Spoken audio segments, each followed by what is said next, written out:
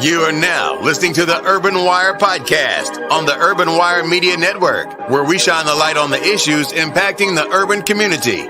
Join us as we discuss the latest in news, politics, social commentary, celebrity news, gossip, interviews, and so much more. This podcast and other podcasts on this network are available on Spotify, Apple Podcasts, Google Podcasts, iHeartRadio, Stitcher, TuneIn Radio, and Blog Talk Radio. Also, subscribe to our YouTube channel at www.youtube.com/UCOFW and join our Facebook group page and official page for show updates, discussions, and show listings. Email us at ucofw.indy@gmail.com to advertise with us, submit show ideas, and other business inquiries.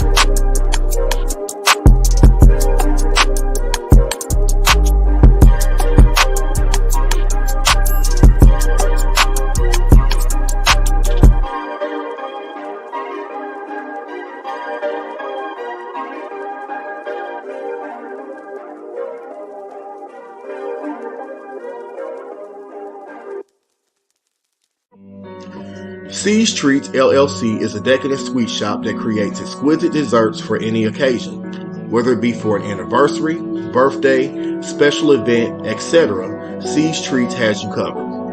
C's Treats LLC uses the most freshest items and the best chocolates, caramels, and products in the world. Every bite of C's Treats will leave you wanting more.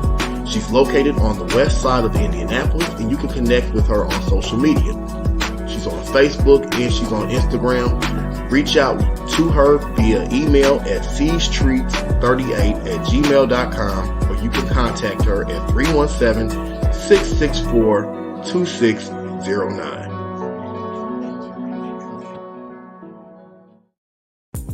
Hey, I have a question for you.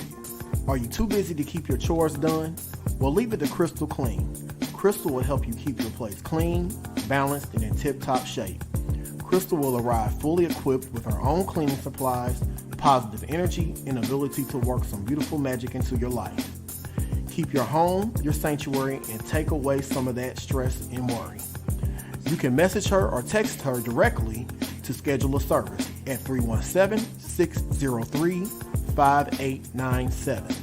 Crystal is now specializing in residential and office cleanings, and she's also now servicing Central Indiana, Hamilton County, and Greater Indianapolis. Check her out today.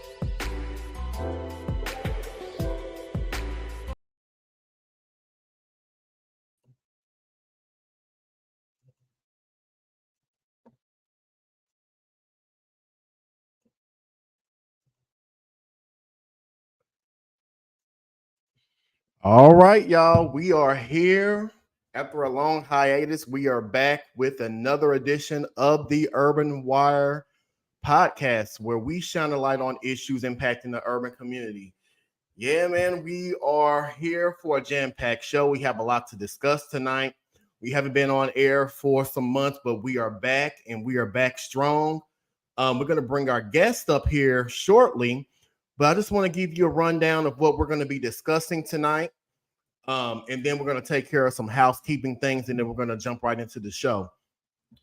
Tonight, we're going to talk about the Riverboat Brawl that took place in Montgomery, Alabama.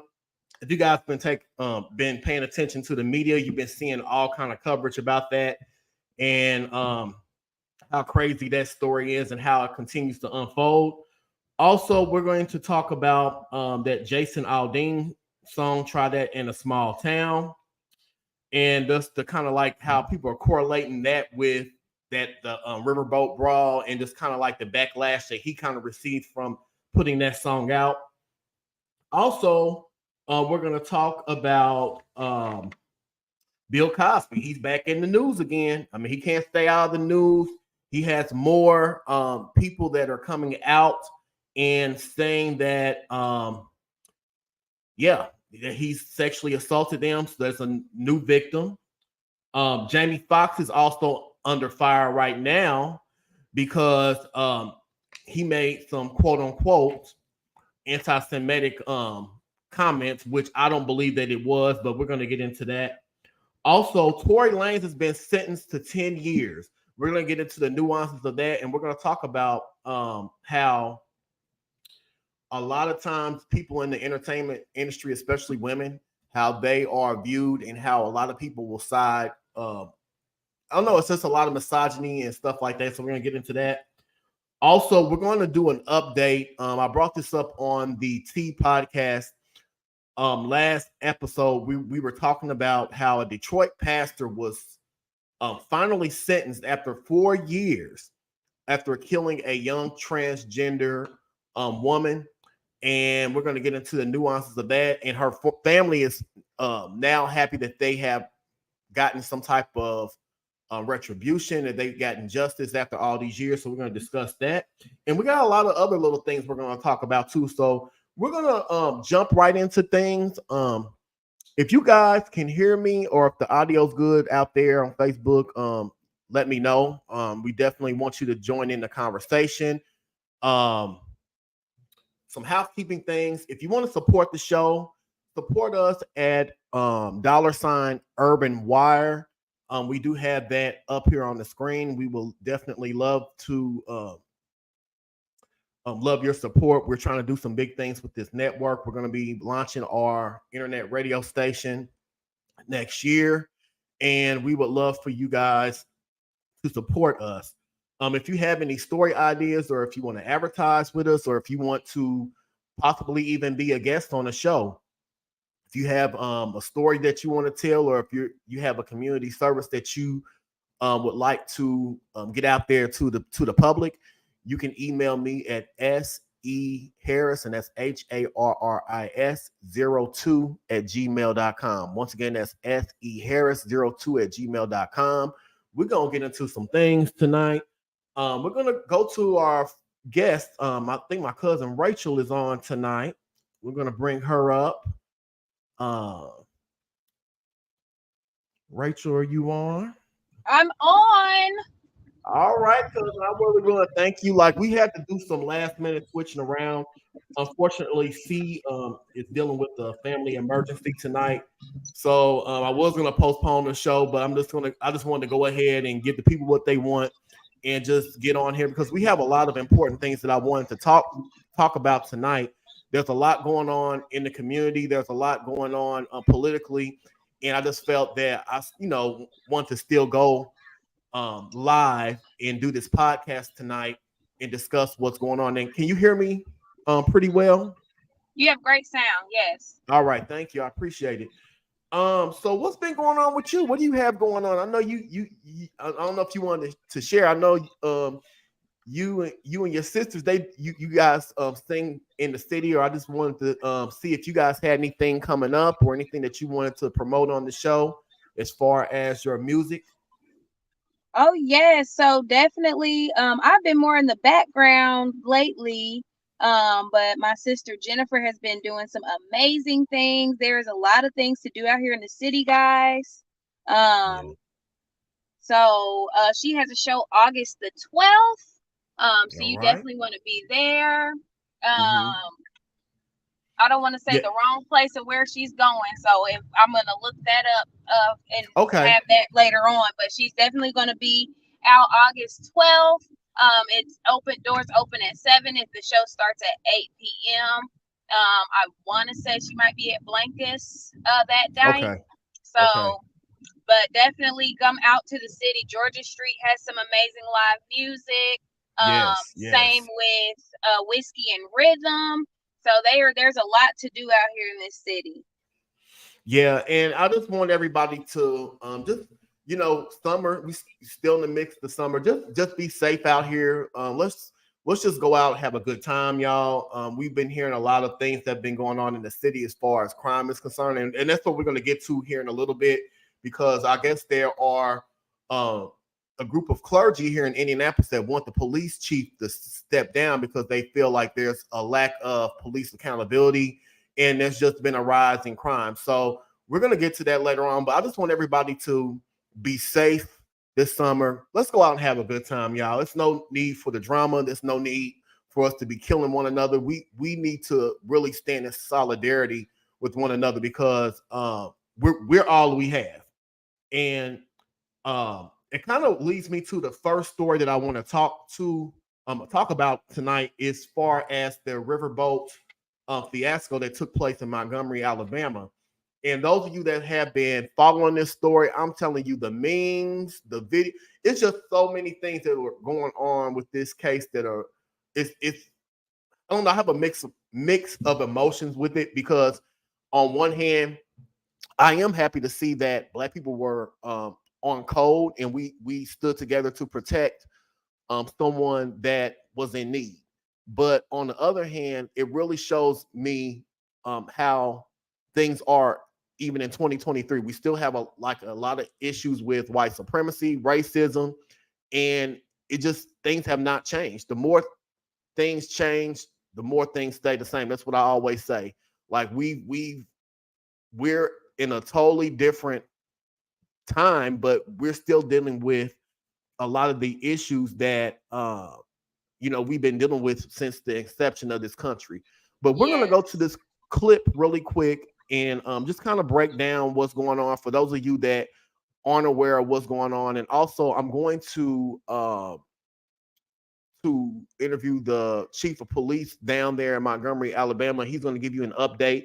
There have been warrants of arrest, issued for those that were involved with this brawl. But we're going to go to these clips, and then we're going to come back and discuss this in further detail.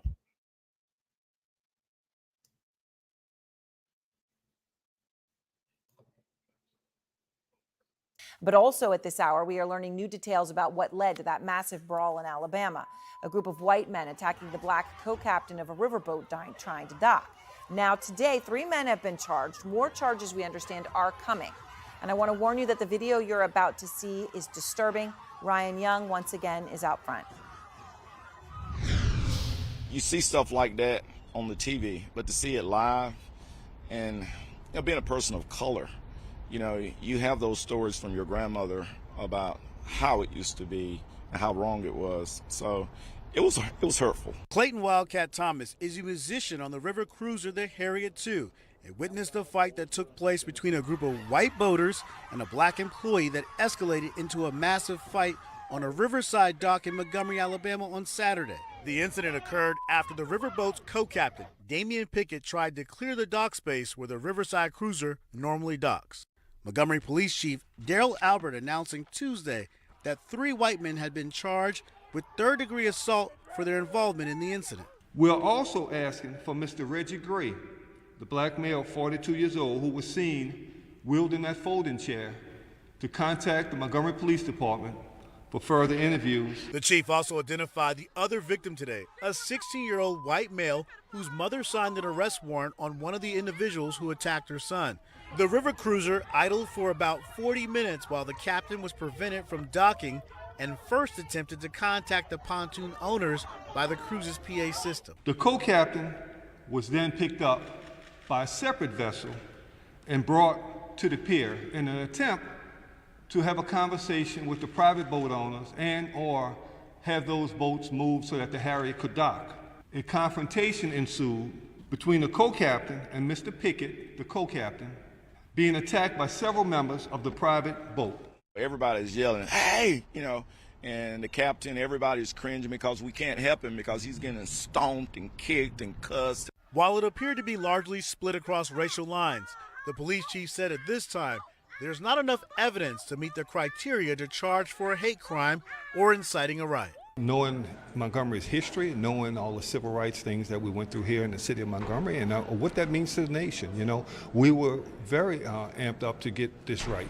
We'll continue to do all that we need to ensure that we get it right. Montgomery's mayor, Stephen Reed, says the investigation isn't over yet. You can't allow your emotions or your initial thoughts to get out in front of what the facts tell you. And so while this is an ongoing investigation, so far the facts are, separated themselves from what was fiction.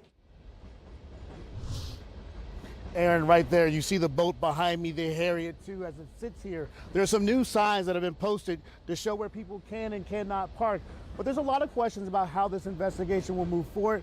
We're also waiting to hear from police about the 3 arrests. We know one person's in custody, but we believe 2 others will be brought into arrest in Selma, Alabama, and then transferred here to Montgomery. So still a lot of questions, but obviously a community that's trying to heal. In moments, the riverboat captain in that massive Alabama brawl is speaking out for the very first time. He joins me live. But first, some new developments tonight in the investigation. Police are now charging another person, this time Mary Todd, with 3rd-degree assault, making her the 4th person now facing charges. The 21-year-old turned herself in today and is expected to make her first court appearance tomorrow morning. Earlier this week, police also charged 3 men with 3rd-degree assault. That now viral and massive brawl broke out after Riverboat co-captain Damian Pickett, the man that you saw struck just now in the white shirt, asked a private pontoon boat to move so that his boat could park. Pickett, a black man, along with a 16-year-old white young man, were victims in the fight. Tonight, in an exclusive interview, the captain of that riverboat is speaking out about just what happened that day. Captain Jim Kittrell joins me now. Thank you for joining us today. First of all, we've all been watching. We've seen this video. Everyone has been talking about this. We see where the video picks up, but tell us what you saw happen. Well, what everybody hadn't seen yet is what happened to make all these other things happen. And that was, we were doing our 5 to 7 cruise last Saturday, coming into the dock, and I noticed there's a lot of boats at the dock. And I noticed that one of the pontoons is too far back for me to align my exit ramp with my exit gate with the exit ramp. So I said, okay, well, so I blow my horn a few times, boop, boop, and nothing happens. So I did that another time, nothing happened. So I got on the PA and I said, folks in the pontoon boat there, could you please move your boat up a few feet so I can pull into the dock? Nothing happened, no response at all. I did that maybe 5, 6 times and it still hadn't moved. So I said, okay, so I said, listen now, I've got to get these people to the dock. I've got 200 passengers on here. I need you to move the boat forward. Still nothing, so I said, okay, well, I'm gonna have to call the police. And the police are gonna come down here, and if you've got alcohol on your boat or whatever, it's gonna be a bad day, so let's just move the boat up and avoid that. Still nothing. This is all so I said, the okay, PA so I system. called the police. You're saying this to them. They're within earshot. You call the police, they still don't respond until this moment when you have your co-captain get off, and that's what he's confronted with? Well, not yet. After I called the police, I went back on the PA one more time. And I said, okay, I've called the police. They're going to be down here. They're coming on their way. Well, the passengers and crew said they're flipping you off there, Captain. I said, okay, so I knew that I wasn't going to get any cooperation. Well, then they just left. Everybody on the boat left, off the dock. They're gone. As far as I know, they're gone. I didn't know. So I said, okay, what am I going to do now? About that time, a friend of mine who was the captain of the Sipping Cycle, he called me up. He was at the scene too. He was doing cruises. And he said, what you going to do, Captain? He said, I tried to talk to them to get them to move, and they refused to move. I said, well, do you think you could come over here? Let me put a couple of deckhands on your boat and send them over there and let them move the boat for me. And that's common practice in the boat world. Yeah, sometimes you have to move a boat here and there just to fit in. It happens a lot like at fuel docks or whatever. You have to move the boat sometimes. It's not it's not unheard of to do something like that. Yeah. And so, then when that happened, I mean, how did we then see that obviously these men were approached, they came back on the scene, even though you thought they had gone, and then this violence escalates. You know, watching this, people immediately thought, just because of the racial dynamic in particular, obviously here, they saw a group of white men attacking a singular black man who was struck, it looks like first. Right. Did you believe that race played an impact and a role on this entire thing? Well, initially, now Damien, he's actually my first mate, and I've been mentoring him. He's been on the boat for. Yes, he's the one that was struck, and he's been a dear friend of mine for a long time. And when the first guy hit him, I said, "Oh my God," you know, and he threw his hat up. I said, "Oh no, we got problems." And then another guy got involved, and then three or four more guys came running down the dock. I said, thank God they're going to stop this. But they didn't stop it. They jumped in as well. So he had like 5 or 6 folks on there. And the other guy that's on the dock, his name's Daniel, and he's 16 years old. He's a deckhand candidate, and he did his best, you know, trying. He stepped in there and tried to help as best he could. He got. All right, I just wanted to play a part of that interview. That interview was actually like 7 or 8 minutes long, but I just wanted to play a part of that so we can kind of get context of what's going on. I just want to welcome my cousin Chan onto the stream as well. I'm gonna bring her up, and I think we lost Rachel, but I think she's back too. So, hey Chan, how you doing? Hi, how are you? All right. I know this is a last minute thing. Like I was telling everybody earlier, like she had an unexpected family emergency. So I was originally going to be like, well, I'm just going to postpone this. But I just wanted to really get on here because we had a lot of important things that I wanted to discuss with the community. There's a lot going on, like politically. I wanted to really do this show tonight because in the second half, I'm going to talk about Black people as far as like what is our role in this upcoming election next year. And there's a lot of things going on politically in the city. As I was mentioning earlier to Rachel,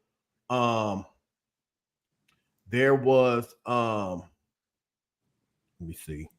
Rachel, do you have your microphone muted by choice, or did I mute you on accident? No, it was by choice. I wasn't trying to. I'm moving around back here a little bit, so I didn't want to bother anything. Okay, I appreciate it. But no, I was just wanting to say that there's a lot going on in this city politically.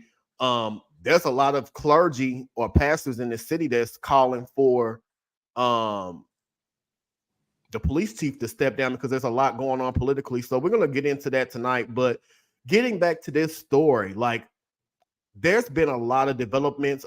As you heard, there have been warrants issued for the individuals that were involved with this. And with this whole entire situation, I'm really glad that Black people really stood together in solidarity, because we hear about this narrative all the time that we don't stick together and we're all out here killing one another and attacking each other.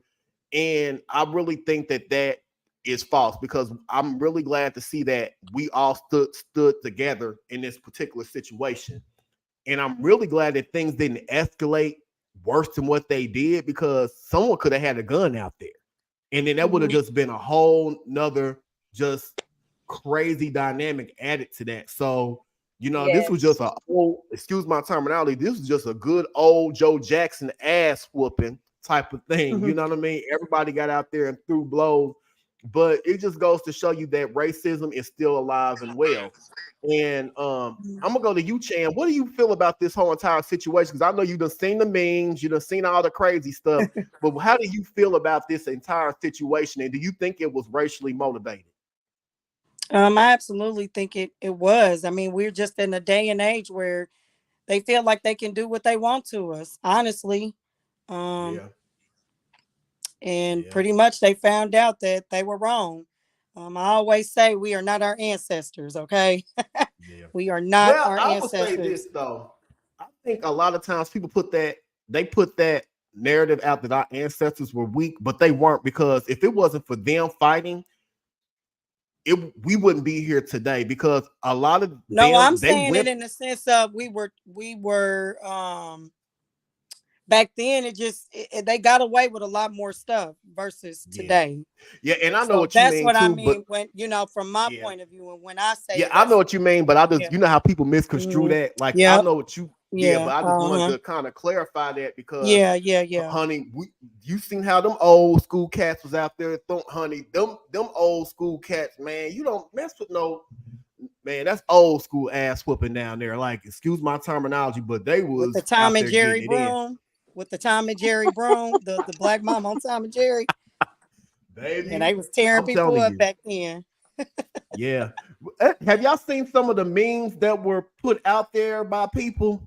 I got a couple of them. I just seen somebody put a white chair up with a do-rag and some black Air Forces. Yeah. Well, I'm gonna tell you what, let's go to some of these memes, and then I'm gonna see what y'all have to say about these. Check it out. Fade in the water. And then I know y'all, I don't know if y'all seen this one. Yep, I did. They've been going in about these chairs, baby. Did y'all know? I'm gonna tell you like the historical significance. Did you know that the folding chair was created by a black man? It was a patent. Yes, I did. Yep, I did. And here's another one. I think it's Ted, I got this one off your page. Woo-wee! That was the funny one, honey. And then I check this one totally out. took that Good Times picture and took it to a whole nother level. I love it. And then you know who this is in the middle, right? That Chris Aldean guy that put out that song, Try This in a Small Town. That had the racial, he had the racial undertones. Now, they tried it in a small town, but it didn't go the way that they thought it would go. And check this out. Not at all. Somebody created a shirt like this. Yeah, that's what. But baby, I put up a meme with Ain't Nita. You know, Ain't Nita. I'm a tearing that ass up, honey. I put that in them comments because they was really out there. Yeah, they got an old school one of them whippings that your mama used to give you, your grandmama used to give you with them damn switches. Baby, that guy was out there. And did you see the guy with the chair that was bumping them? Baby, he was like bumping them people over the head, like, you know, at Chuck E. Cheese, how you used to. Baby, I'm telling you, I mean, but overall, it was a sad situation, but I'm really glad that we were empowered as a group of people, because I really feel that that's what we need right now. And I hope this energy carries over into other situations that's going to happen. We know it's just going to happen. But I really think that we have to stick up for ourselves, because no one else is going to stick up for us, you know, and we don't want to reinforce that stereotype. But Rachel, did you have like a opinion on this? Yes, I don't know if mine is going to be a popular opinion. Well, you I know, think we all about the different opinions, so. Yes, I think that the thing about it was with the whole situation, from seeing the whole story of it, because, you know, a lot of times we just see partial, just seeing the fight, but seeing how the man was literally trying to do his job, I feel like it was an isolated incident where this staff member, who happened to be a black guy, got jumped on by these other people who knows if they were inebriated, if they had alcohol in their system or what else in their system. You know what I'm saying? No excuses, because they were very wrong how that man jumped on him, and how they ended up jumping this guy. But I think it just so happened to be, it was just ironic that it just so happened to be a group of other individuals who happened to be Black to help this man who saw that he was getting jumped, right? And especially because of so many things in the media, they want to push the agenda of race to continue to bring just this division so much. Not to say that it's not alive and well, because we see it every single day. You know what I'm saying? Especially to be Black people, we have to be on a higher hiatus, on a higher, alert. But I think that just happened to be an incident where a staff member was trying to do his job and people prevented him from doing so.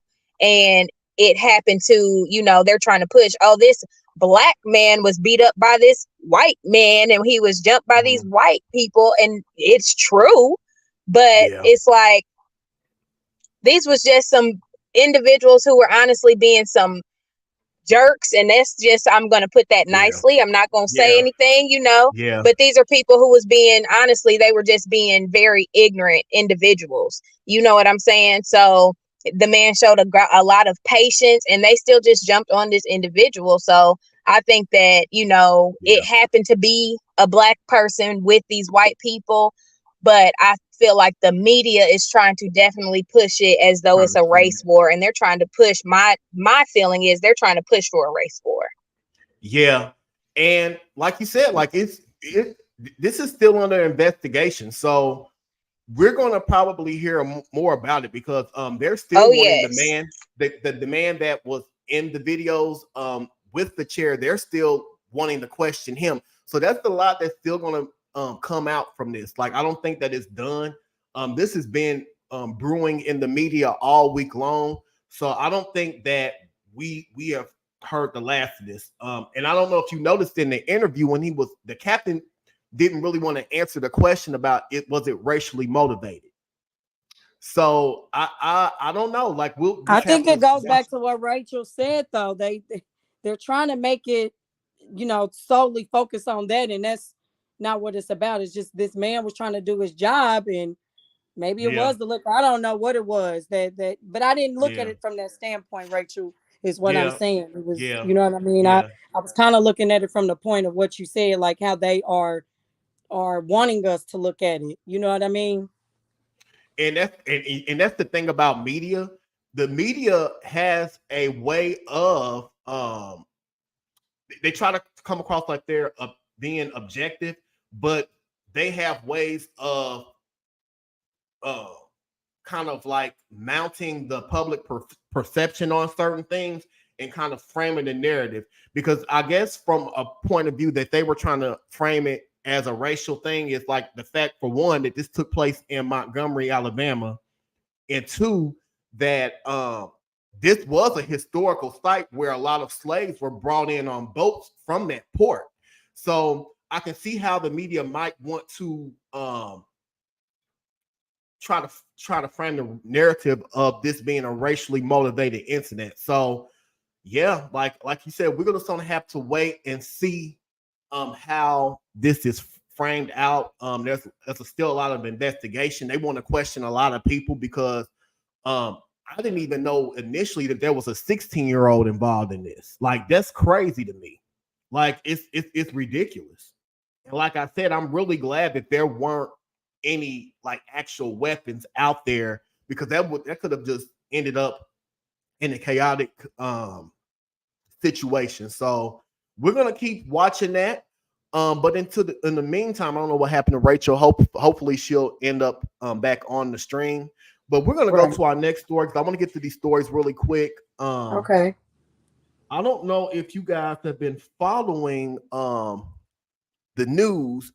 Did you hear about Tory Lanez being sentenced to 10 years behind that Megan Thee Stallion? Yes, I did. Yes, I did. That was yeah, I'm just gonna keep my opinion to myself about that. But well, we're gonna go to this clip really quick just to give everybody kind of a background of this story, and then we're gonna come back and discuss it, because I kind of have a opinion that's kind of, I won't say it's unpopular, but I don't know how everybody else views this. But I want to go to this clip, and we're going to be back here, and we're going to come back with the rest of our commentary.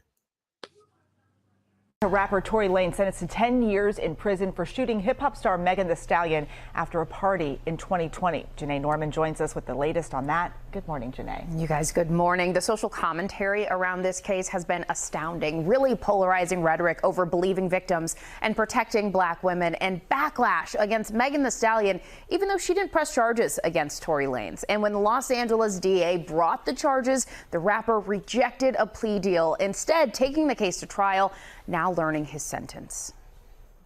This morning, after being found guilty of shooting Grammy Award-winning artist Megan Thee Stallion, a judge sentencing rapper Tory Lanez to 10 years in prison. I've seen the trauma she's undergone in the last 3 years, and I am incredibly relieved on her behalf. The sentence marking the end of the high-profile trial that pit the two former friends and their fans against each other. Megan, why you lying on that boy? The case continually trending on social media, contending with disinformation and disbelief over whether Meg Thee Stallion, whose real name is Megan Pete, was actually shot. Violence against Black women and girls is a long-standing national epidemic. Women of color, more times than not, do not come forward to report victimization due to the fear that they will not be believed. The Plan B rapper, famous for her lyrics about female empowerment, Ladies, love yourself because it could get ugly, testified that during the now infamous July 2020 incident, she demanded to be let out of Lanez's SUV, saying he told her to dance before firing 5 rounds, hitting her in the foot. This past December, nearly 3 years after the incident, a jury finding Lanez, whose real name is Daystar Peterson, guilty of all 3 felony counts related to the case. Fans flocked to the California courthouse this week as the judge heard personal testimony, including an impact statement from Megan herself. The ungrateful artist trading her invincible image for an impassioned plea to the court, saying, "Since the shooting, I have not experienced a single day of peace," asking the judge to impose a stiff sentence, saying, "He not only shot me, he made a mockery of my trauma. He lied to anyone that would listen and paid bloggers to disseminate false information about the case on social media. He released music videos and songs to damage my character and continue his crusade." Megan underscoring statements like this snippet from her Instagram Live, which is no longer on her page. I had to get surgery. It was super scary. It was like just the worst experience of my life. Lanez speaking before learning his sentence, saying, "The victim was my friend. The victim is someone I still care for to this day. Everything I did wrong that night, I take full responsibility for." So for more than 3 years, this case has been tried and retried in the court of public opinion. Meg Thee Stallion vocal. All right, we're back. I just feel like with this, I look at it from the point of view that a lot of people, I don't know, like I wasn't there, so I can't say what happened or what didn't happen. But I feel like a lot of times with Black women, they're not believed, especially in the hip hop industry. You know what I mean? You have to be kind of strong and hold your own in that industry because it's very misogynistic, and I kind of think it's messed up that people didn't believe Megan Thee Stallion, and then just even with Tory Lanez, just his whole arrogant attitude during the whole ordeal, and how this is supposedly his friend, but you allowed everybody to come out and demonize Megan Thee Stallion, and I can kind of tell it has had a negative impact on her. But I just kind of feel like 10 years, I don't know. Like I kind of feel like I don't know if it was intentional. I don't know. But I feel like 10 years is excessive because you have people out here that are killing people in cold blood that aren't even getting 10 years. So I don't know, like, I agree. What was your outtake in it? Do you think that Tory Lanez actually shot her, or what do you think in your opinion? After that statement, I mean, it's obvious he did it because he said he takes full responsibility, right? That's what the statement said, right? I just think it was just one of those nights because they were at a party, correct? Yeah. Hello? That's crazy. They were at a party, correct? So I'm thinking maybe, with liquor being involved, liquor and music and the partying scene. I mean, a lot of What things ain't can no just telling go what else. wrong under the. Yeah, that's the point I was getting to, but I was trying to be nice about it. But all those things intertwined into one, it could just everything can go bad. So once again, I'm like you. I can't say it was intentional. Maybe it was an accident, and that's probably why she didn't go forward with the charges, because she knows, it's more to the story than what we know. But I'm with you when you're right. I feel like it was excessive. I don't think 10 years was. I think that's too much. You know what I mean? But that's just how this justice system is. Like with us, they overcharge us, and and that's just how it is. Like, that's why I tell people you have to really know who you're dealing with, and you have to absolutely be on point at one time at all times, because if you get, even if it's a misdemeanor, they'll find a way of dragging you through the ringer for that. So and then I also really feel like they pick and choose who they want to make an example of too. Okay, yeah, that's Tory true. Lanez. Yeah, it's Tory Lanez against Megan Thee Stallion. She's out for women. I don't know how that stuff goes behind the scenes, but just something in me is telling me that they're just trying to use this as an example for people. And then another thing that was kind of bothering too. I think I do remember him speaking on it, like in the media, and making like a song about it, kind of like mocking the situation a little bit. I didn't really care for that. I thought And that could that have was been what, kind of wrong. and that could have been what put gasoline on the fire, because it's for the Oh simple yeah. fact. Oh yes. Like, That's what I was because a about lot to of say. times That's exactly I what I was notice, about to like, say. people that Yes. do things behind the scenes, like, or they add fuel to the fire. Sometimes that could be what's taken into Yeah, because it kind of consideration came when off like, if you would have heard it, I wish I could have found it and sent it to you prior to the show. I actually didn't even know you were going to talk about this story, but if I knew, Yeah. I would have found the clip for you and like actually sent you both of them. But it's almost like he buried himself, like, because it didn't come out. I feel like if he would have just kept his mouth shut, and maybe released like a statement showing that he was sorry or something, that the judge would have probably been a little more lenient with his sentence. Yeah. And it didn't help to, I don't know if you remember, like, his father, I see where he gets his kind of mindset from, because like Tory Lanez's father was just like, it was just weird. Like when the whole when Yeah, they he was found like him going off guilty. with the media, right? He was like going off, Yeah, right? yeah. So Yeah. yeah, and my thing is, it's like, to me, like, you can support your kids, but still hold them accountable for what they do. Right. And I kind of feel like, Absolutely. this is probably why Tory Lanez is in the situation that he's in, because his father wasn't trying to hold his son accountable, and you're sitting up here justifying what he did. And obviously, like you said earlier, he did it. He admitted to it. So, like, at this point, you need to be like the father. It's like, I'm gonna be here for you, son, but you have to Absolutely. And I think that's the problem with a lot of our even today with our kids in our community. We justify, we see that there's a problem, that they're going down the wrong path, but then instead of correcting it, we want to uphold their wrong and be like, oh, my child would never do that. So this is just a precautionary tale. Yep, I agree. All right. Well, we're going to move on to our next story. Now, did you hear that Bill Cosby is being hit with another lawsuit? No, I did not. So there is a singer by the name of Morgan Picard. I've never heard of her, but she's alleging that Bill Cosby raped and drugged her. But check this out. The reason why I'm just like, at this point, I'm not trying to victim shame, but girl, you said that you looked at him as a father figure, but you said that he did this to you several times. So at what point do you get to personal responsibility and saying, well, this guy's been doing this to me allegedly by your own words several times, and this is coming from people.com, and I'm going to find a quote where she said,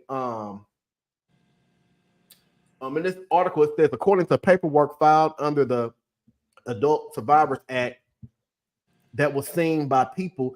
Plaintiff Morgan Picard accused Bill Cosby, 86 years old, of inviting the aspiring musician to the set of the Cosby Show in 1987 when she alleged that he insisted and encouraged her to drink beverages that made her feel extremely intoxicated on multiple occasions.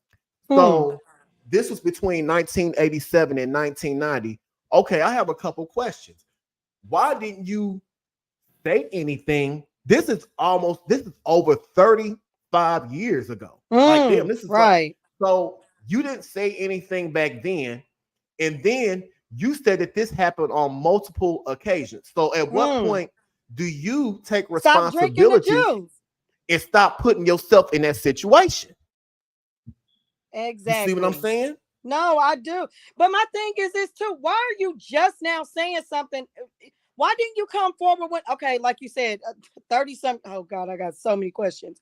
30 some years ago, right? Okay, at some point when you do become an adult or whatever, why not say something then? Why are you waiting until this case passed where everybody has already spoken up? And then I think he's almost at the end of everything, correct? Yeah. And so now you're trying to like what? That is so wrong. You should have said something a long time ago. I'm gonna say this because, like, I feel like Bill Cosby, and I'm not trying to get into like this because I don't want to get into like, you know, what they call that, like all these theories and all this, you know, what's the word I'm looking for? Like conspiracy theories. Conspiracy theories. I don't want to get into that because I feel like Bill Cosby has a debt to pay now, and I feel like he's at the point in his life that he is now having to pay for being so successful in Hollywood. Because I do think that people they do sign these oaths, and then they time maybe expired, huh? Yeah, and I think that now all of this is coming to the light because, like, why is this now coming? Like, he's about to die. Like, I'm not trying to say that. Like, this man's 90 years old almost. Like, why is this all coming out now? Like, and that's why I always say, like, fame and all this notoriety and stuff, it comes with a cost, and you're gonna have to pay on the front end or the back end. And I think that he's paying on the back end now because, and then, you know what, it's even to the point now that dealing with these celebrities today, and you know, with the Me Too movement and stuff, and all these ladies coming forward, and if you're seeing more and more people are being accused of these sexual harassment, rapes, and stuff like that. I'm starting to see and hear a lot of people mention NDA forms now. So now you got to even sign an NDA to even be in their presence. Like these people, and it's sad that it has to get to that point. I remember a day and time when, you know, back in the day, you could just, you know, you see somebody you like a celebrity you like, and you running up to them and you trying to give them a hug. I mean, that's what it was. You can't even do that no more because everything is coming off so over, you know, it's being like over sexualized, or, you know, they're scared. They're scared. Well, you know, that's what Kevin Durant was doing, that athlete. That's it, and they were saying that's how a lot of his stuff is now starting to surface, because they were saying he was paying people off because he was sleeping with them transgenders and sleeping with them boys and stuff like that. And they were saying, yes, honey, they were saying that he was getting people to sign them NBAs, and now he's not making that money like he used to. He can't really reinforce them like he, you know. So it's a lot of people that are doing that in Hollywood. It's a very messed up game behind the scenes. Because you need to, if I was you, like maybe for one of your episodes, try to get a hold of a blank NDA form and see if you can like read through it and see like what's actually on there. Because I thought once you sign those, you can't talk about it no more. You can get in trouble for it. Yeah, and that's how I'm wondering, like, how are these people getting away even bringing that up, or if they just don't care about the consequences because they just want to get the word out here about these people. So I feel like at a point, if you sign those forms and you, even if you are coming forward because you don't care anymore. You still shouldn't be in a position to sue because you sign, like when you sign those forms, I feel like as an adult, you know exactly what you're doing and getting yourself into. A lot of these groupies do that too. A lot of these groupies do that. And I wish these artists start taking heed of situations like that. Let me tell you, I was literally just at a concert the other day. It was like with an older group called Three Piece that I really enjoyed the group back in the day. Yeah. And I've seen a lot of disturbing stuff. Okay. I'm not going to get into details and everything, but I actually have it on camera. I'll send you the videos.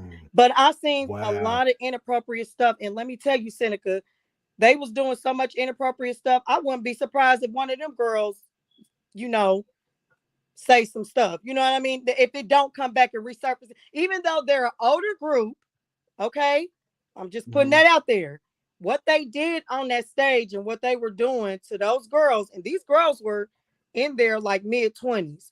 I would not, and they were groupies. I would not be surprised if they try to come back around and have this resurface full circle with what they were doing on that stage. I hate to say this because this gonna sound bad, but I kind of think that's the same thing that happened with R. Kelly. And I'm not saying R. Kelly is innocent, but I think a lot of people, it was a lot of groupies because I've heard how they were acting in Indianapolis when he was here. Oh, like, yeah. I was at one of the concerts. Yes, I'm talking about people taking their panties off, shooting them through their fingertips so it can reach them on the floor because he was walking through the crowd and they were actually shooting their panties at him. Yeah, and that's why I'm saying like these are grown but women. Like you at some point you got to take responsibility. I'm not saying that. I'm not excusing sexual assault or anything like that, but I will question, like, are all these cases legitimate when it comes to these allegations? Because I don't think that they are all the time. I just don't. I really don't. Yes. And that's where I was getting to. That's exactly what I was getting to without actually saying that because, you know, people are trying to take your words and twist it and say, well, who are you to, you know, tell me what happened to me? Like you wasn't there. No, I wasn't there, but I'm not no fool either. Sometimes when your common sense kick in, it's like it's common sense. Like you are putting yourself in these positions. You can tell when something is like totally innocent versus you are attention seeking, possibly seeking out some dollars from this situation. And that's what I'm saying right there. And you hit the nail on the head right there. That's why when you have money, you got to protect your assets. You have to. Absolutely. And this is going out to anybody that's going to be in the entertainment industry or that's thinking about becoming an artist or anything like that. Someone that's a public figure, even politicians.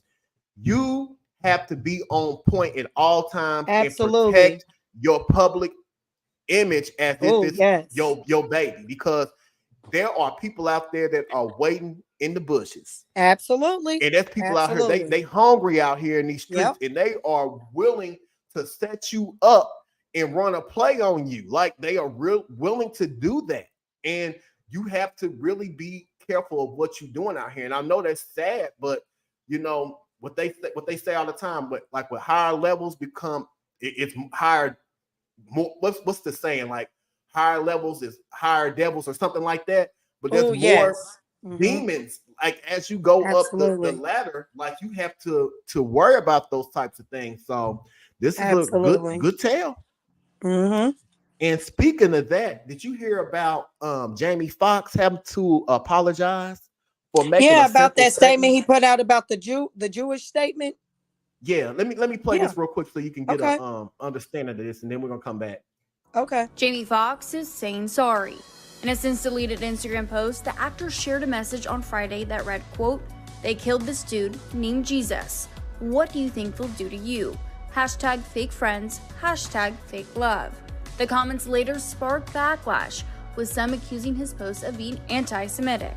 On Saturday, the 55-year-old issued an apology for the post and noted that he never meant to offend anyone, writing, quote, "To clarify, I was betrayed by a fake friend, and that's what I meant with they, not anything more. I only have love in my heart for everyone. I love and support the Jewish community. My deepest apologies to anyone who was offended. Nothing but love, Jamie Foxx. Jennifer Aniston also got involved in the social media controversy after she was accused of liking Jamie's since-deleted post. Quote, "This really makes me sick. I did not like this post on purpose or by accident. And more importantly, I want to be clear to my friends and anyone hurt by this showing up in their feeds, I do not support anti-Semitism, and I truly don't tolerate hate of any kind, period," Jennifer wrote on her Instagram story on Saturday morning. The backlash comes just a few weeks after Jamie took to his Instagram to share an emotional video where he gave insight into his health condition and explained why he didn't initially give fans updates. I went through something that I thought I would never ever go through. And I know a lot of people were waiting, or wanting to hear updates, but to be honest with you, I just didn't want you to see me like that, man. I want you to see me laughing, having a good time, partying, cracking a joke, doing a movie, television show. I didn't want you to see me with tubes running out of me and trying to figure out if I was gonna make it through. And to be honest with you, my sister Deidre Dixon, my daughter Corinne Marie saved my life. So to them, to God, to a lot of great medical people, I'm able to leave you this video. I cannot tell you how great it feels to have your family kick in such a way. And y'all know they kept it airtight. They didn't let nothing out. They protected me. And that's what I hope that everyone could have in moments like these. Now, by being quiet, sometimes things, get out of hand. People saying what I got. Some people said I was blind, but as you can see, the eyes are working. The eyes are working just fine. Said I was paralyzed. I'm not paralyzed. But I did go through, I went to hell and back. And my road to recovery had some potholes as well. But I'm coming back, and I'm able to work. So I want to thank the people that let me work. And I just want to say that I love everybody, and I love all of the love that I got. And man, I know they talk about people crying on videos. You could do take two, but I'm not gonna do a take two. It is what it is. And if you see me out from now on and every once in a while I just burst into tears, is because it's been tough, man. I was sick, man, but now I got my legs under me, so you're gonna see me out. But like I said, I just want you to remember me for the jokes that I crack, the movies that I make. Some of them good, some of them ain't. I think I got a good one out. And the songs that I sing, man. And then, some people were talking about I'm clone. Well, check this out. Just kidding you. Not clone, man, but I'm here on earth because of some great people. I'm here on earth because of God. All right, I just wanted to play part of that interview.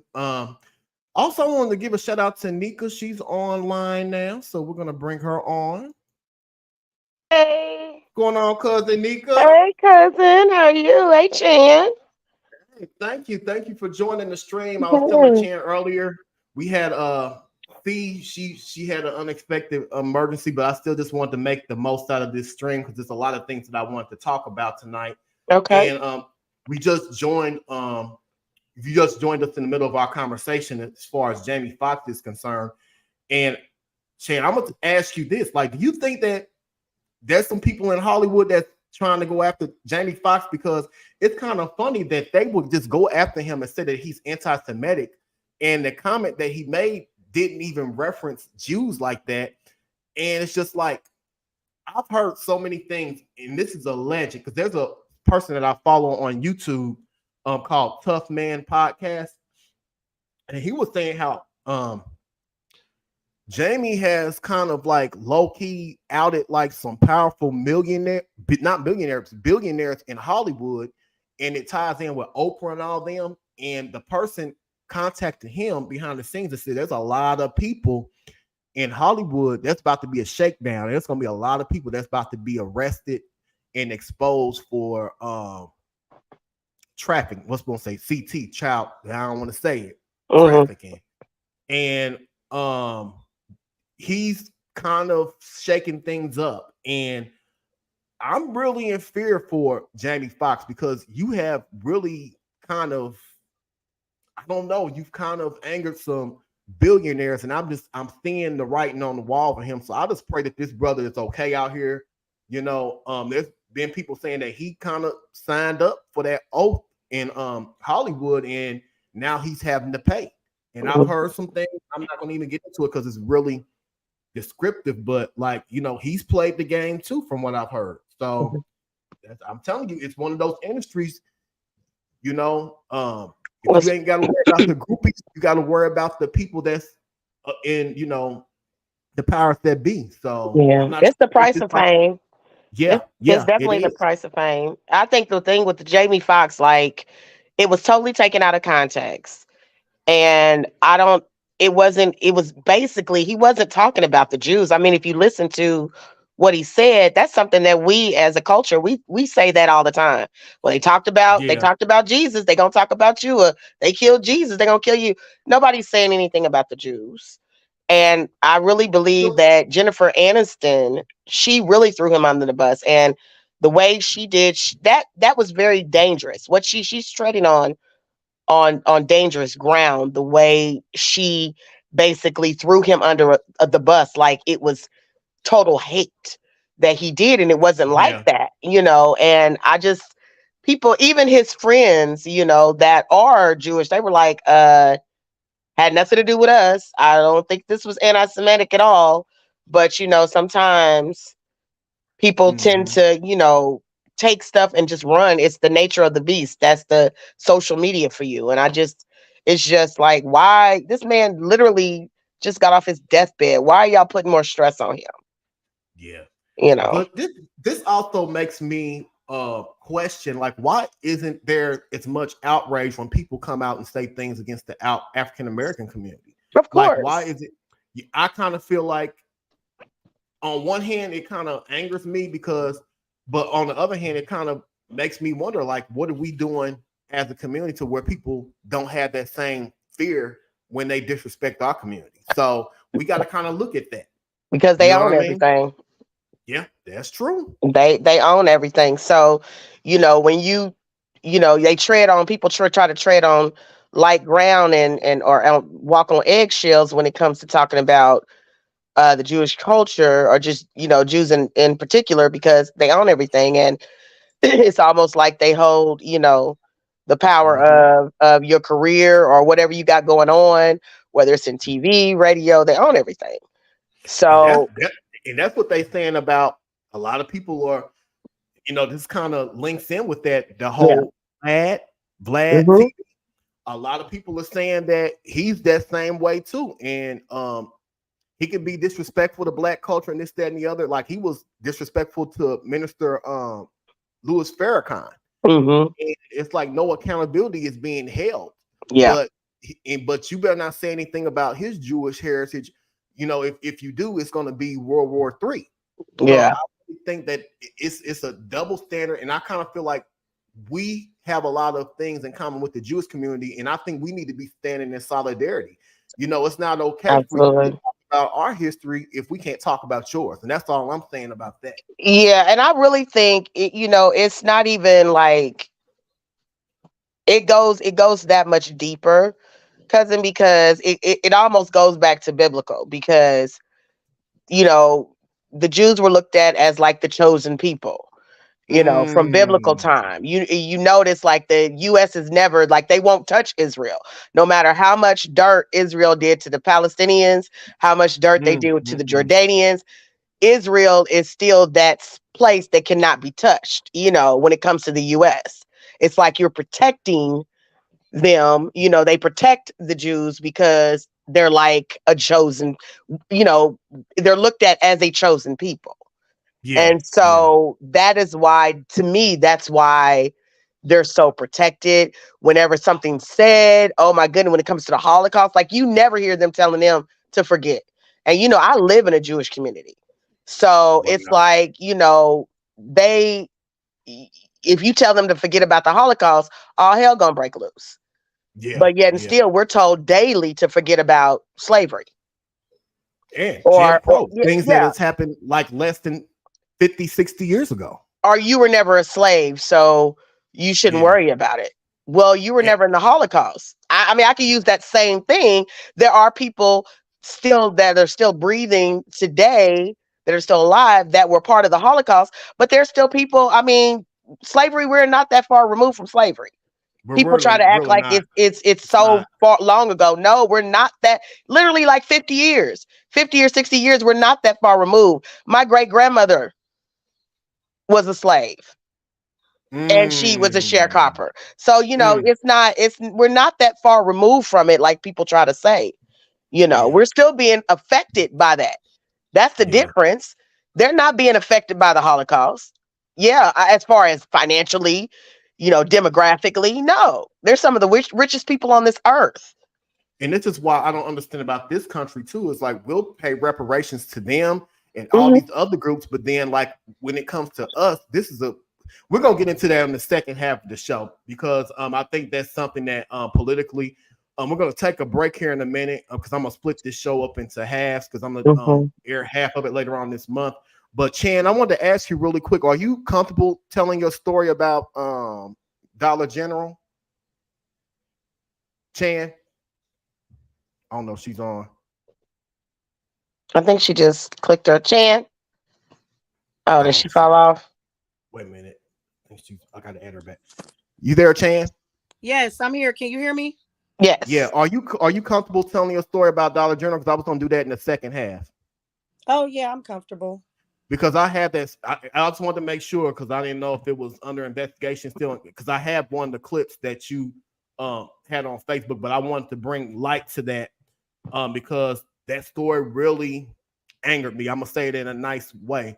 But I'm about to split the show into the second half. We're gonna go to a break for about 2 or 3 minutes, and then we're gonna come back with the second half of our show. The second half of our show, we have a couple more stories that I want to talk about, including our main topic for the evening. Our main topic is the Black vote in 2024. What topics matter to us as the Black community? And I'm going to talk about crime, education, police reform, and reparations. So that's why I want to kind of segue into what we were just talking about into that. And also in the second half, we're going to talk about in forms of reparations. There was a woman that was alive back in the 1950s by the name of Henrietta Lacks. Her family just reached a settlement because they used her cancer cells to create like a lot of the vaccines that are beneficial to us today, as far as like the COVID vaccine and a lot of other breakthroughs. So the family was actually able to reach a settlement with that. So we're going to talk about that. And also there's a couple more stories dealing with these men out here on the down low. We're going to talk about that on the show.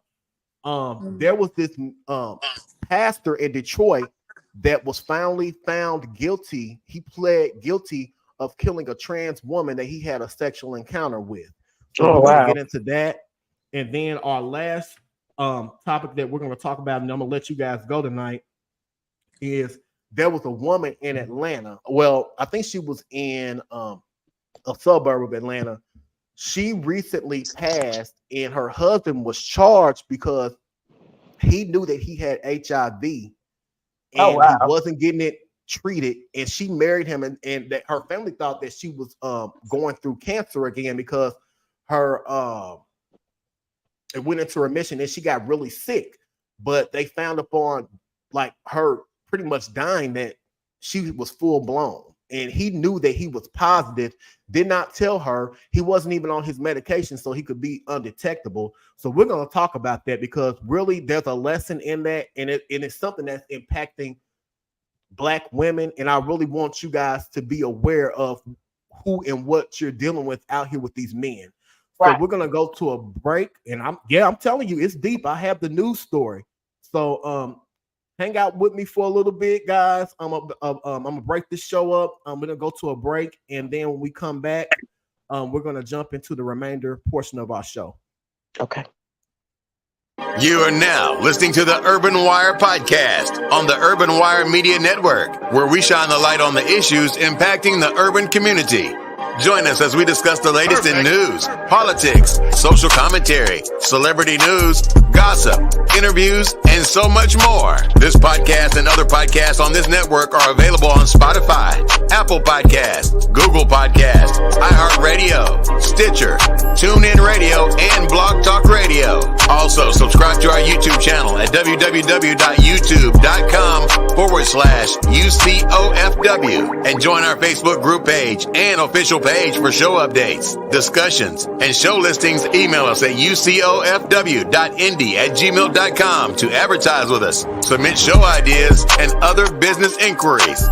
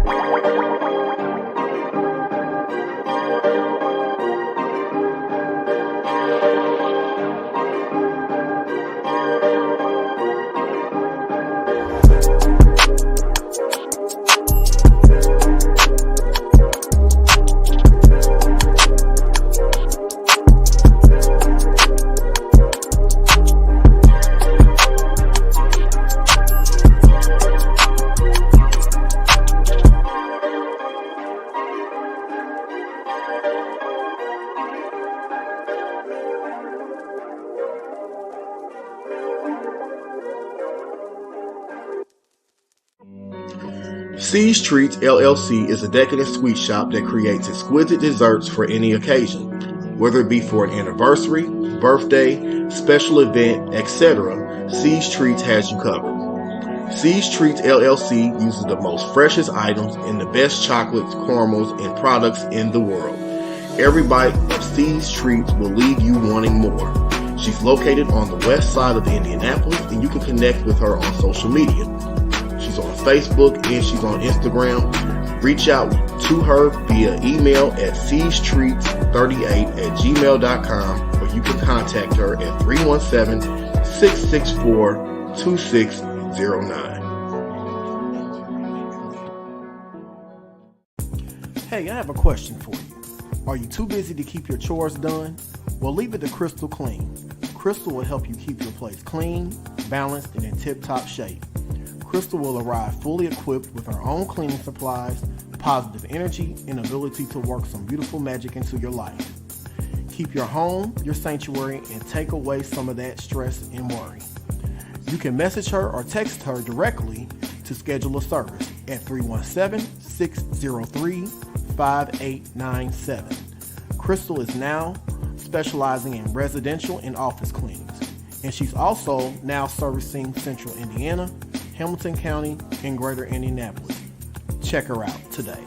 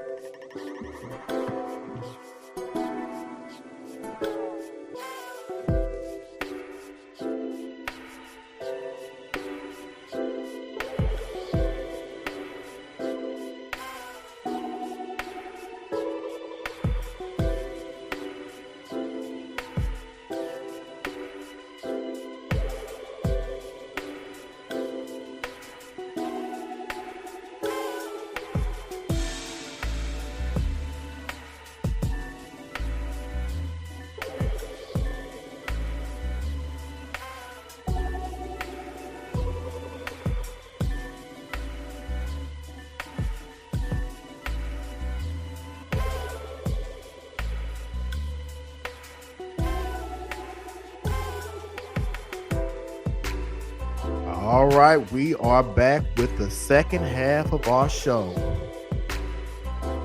All right, we got a lot to discuss. We're gonna get through this in the next, hopefully in the next 30 to 40 minutes. Bring back Nika to the stream. As I mentioned before break,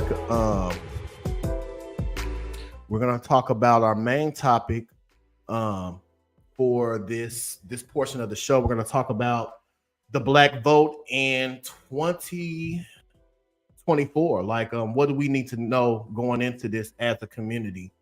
And I think that we really need to know, because we keep getting played, we keep getting gooped, we keep getting taken advantage of the Black community as far as the political spectrum is concerned. I think that a lot of times we don't realize the power in our vote, and we blindly give it to people that don't deserve it or that don't address issues that matter to us. So that's going to be our main topic. But we're going to start off this portion of the show. I'm going to bring Chan on, and I want to get your understanding on what happened and when it took place, as far as the situation that took place at Family Dollar here in Indianapolis off of 52nd and Keystone. She's going to give us her story, and I didn't know if you wanted to have me play the clip of one of the interactions that took place first, or do you want to kind of give us you the can background? play the clip first.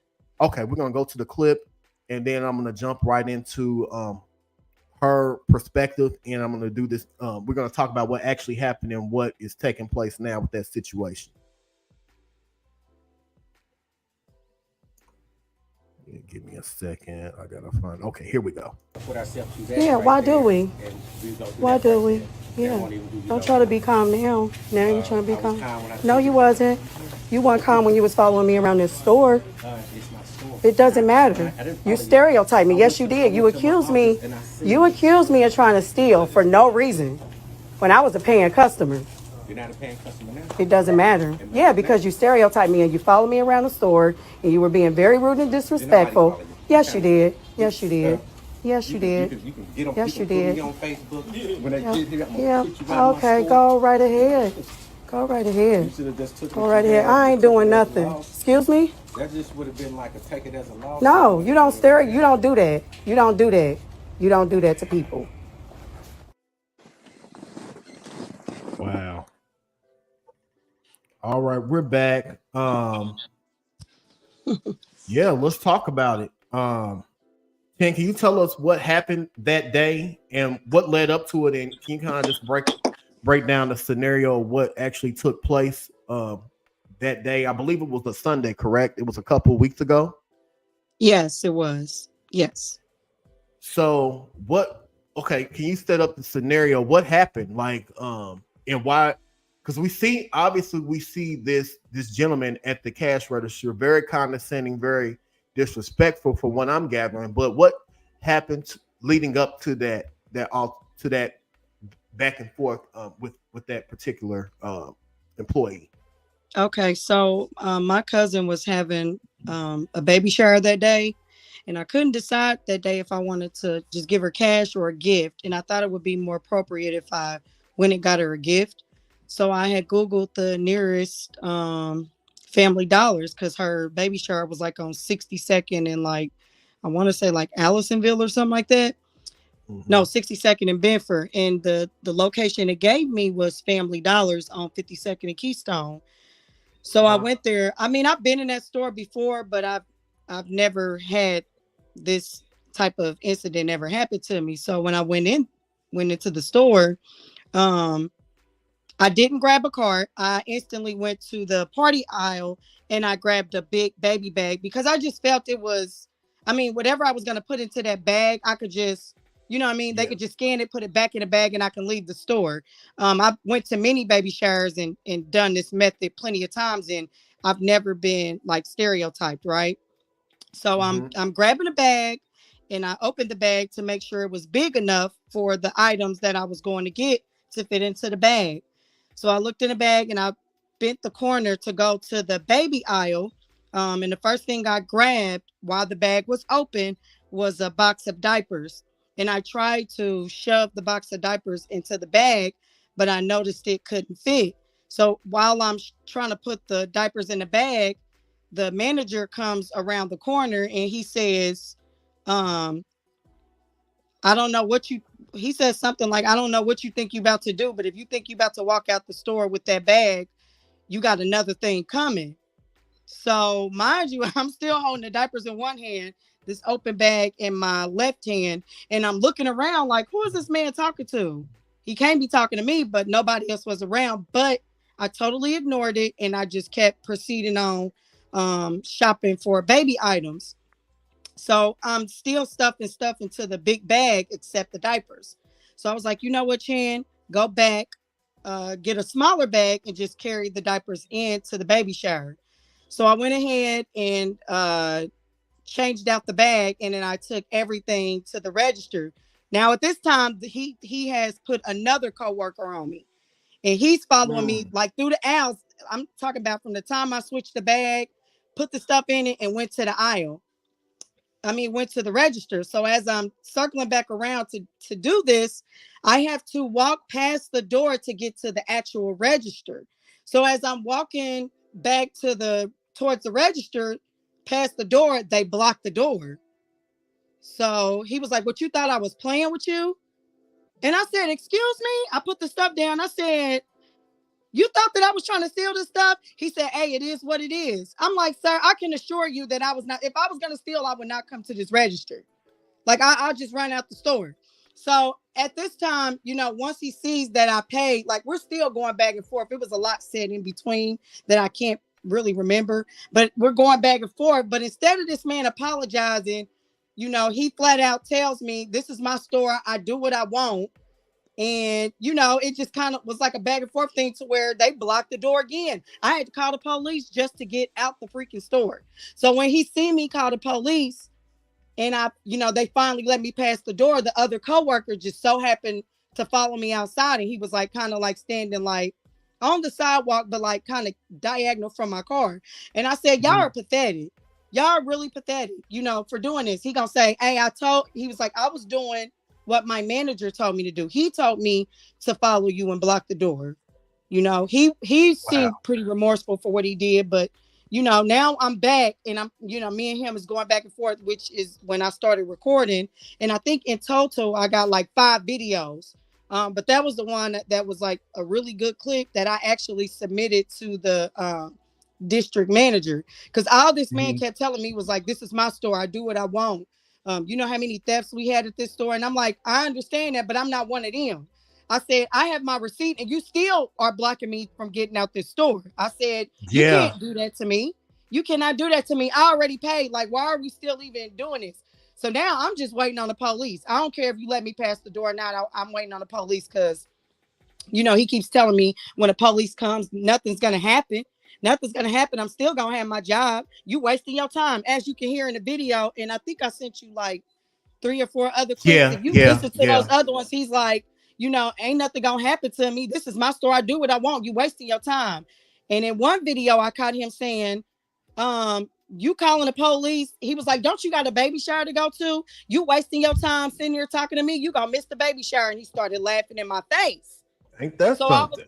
He started laughing in my face. And, when the police got there, the police told me there wasn't much they could do. And I said, I understand that. I said, I just wanted, a police report to give to district to, piggyback off of my incident and what happened so it can match their cameras. Because I did ask him, did those cameras work and were they voice automated? And he said, yes. But just in case he was lying, I went ahead and got a report, and that's why I pulled my camera out myself. So fast forwarding, because it was a lot said in between. Like, I can't even remember everything verbatim. But I did speak to a district, the district manager. I actually had to go to another Family Dollars, which is the one by my house. I'm really cool with the lady in there. For someone stealing. Coincidentally, someone was stealing out their store. And I had said something and they got caught or whatever. So me and that manager became really cool. I actually went to the store because he was the man at the store on 52nd and Keystone. When I asked him his name, he turned his badge around so I wouldn't see it. So I was like, okay, well, what's your district number? Just give me a number. He was like, Google it. He kept telling me to Google it. So fast forward, and when I went to the store on Washington Street and I played the video to the store manager there, she just so happened to be there that day. She was like, oh, we are very familiar with him. She was like, we actually have the same district manager. She was like, you like the fourth or fifth person that has came forward about him. She was like, this might get him in trouble. I was like, yeah, because he kept telling me nothing was going to happen to him because that's his store. She said the reason he was telling you that and he kept sending you to Google because they have an excessive amount of complaints on there that they just don't really look through, honestly. She was like, so, some of those complaints get lost in translation, and that's why he's still there. She said, but this video may get him out the door for what he did. So she gave me the lady's number, her district manager number, which is the district manager that they shared. And she connected me. She was like, well, actually, I'm not his district manager anymore, but here's his district manager number. And I talked to him. I explained everything. And I said, listen, if nothing is done, I said, I'm telling you now, and I'm going to the EEOC about this. I'm going to make a report through them, and I'm going to let the state handle it from there. So the district manager, he was in my favor. He was like, you did nothing wrong. Obviously, he saw the video because he asked me while I was telling him the story, hey, is this the man in the red hat right here? And I looked back on my camera and it was him. I was like, yeah, that's him. So he must have been looking at the video as we were talking. And he was like, yeah, I can assure you, you did nothing wrong. He was like, this will be taken care of. He was like, but before you go basically to the EEOC, he was like, let me try to handle it on my end. So at this moment, I'm waiting on someone to reach out to me with the, the end result. So let me ask you this, wow. So there's so many questions I have. Like, this is a, I don't know. Like, so nothing was done on the end of the police. Like, this guy literally, pretty much trapped you, or I think it was like imprisonment almost. Like, absolutely, you didn't steal anything. You purchased your goods at that store. So why didn't he just let you go?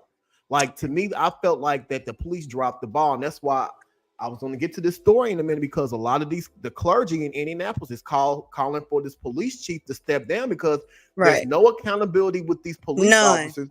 They're always around. They never around when you need them, but then they always stand around, goofing around. That's why so much crime in Indianapolis, because a lot of times they're in the mix of all this stuff. But then when you need them for something like this, and when they need to be taking someone to jail or prosecute, getting someone in trouble for doing something that is like this guy literally, I don't know. This is just crazy. I don't not understand. One, but two. It was two men that blocked the door. That's what I'm saying.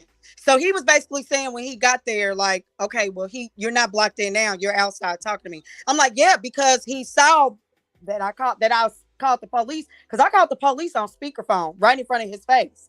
Then that's when they moved from in front of the door. So the police is more so like, well, he's not blocking the door now. You outside. You're safe now. You can leave. So, I mean, I took that. It was wrong. I don't disagree with how they handled it. I felt like something should have been done. But I'm hoping with, on the police end, I expected more, of course. But I understood their position too, because he wasn't blocking the door when I got there. You know what I mean? But so I'm expecting the district to handle it, because like I said, they saw the video. They saw that man blocked the door, and they will see him follow me on camera, if they're really doing their job. Because if not, the EEOC will. If they don't do their job, the state will. Yeah. Well, we really want you to let us know what happens with this case. It was so many things that bothered me about this case. Now, for one, I cried. How are you, as a black man, like, discriminating against someone else? And and it's just his unprofessionalism that really got to me. And then that you're a black man and that you would discriminate against someone of the same race. Like, that was just disgusting to me. And then we wonder why the world doesn't take us serious. Like, we wonder why people don't take our plight in this country serious, because look what we do to one another. Yeah, I was wondering that too. That was totally acceptable. His conduct was just totally unacceptable. And it really speaks volumes to Family Dollar if they still have this guy working for him, because like obviously he felt comfortable doing this. Like you mentioned, he has had several complaints against him to the point to where people from other stores know that this guy is a known troublemaker. So yeah, I really think if they're smart, because really for his safety too, because what if you were the type of person that would have called your husband or your brothers or something like that up there? Yeah. That guy could have really gotten hurt behind that. So he is definitely a liability to Family Dollar. So I just never been through anything like, I mean, I've been through some stuff, but I don't know. This one just really affected me. I don't know. It's like you said, it's because he was a black man. You know what I mean? In the way he was talking down to me. But I honestly can't say this.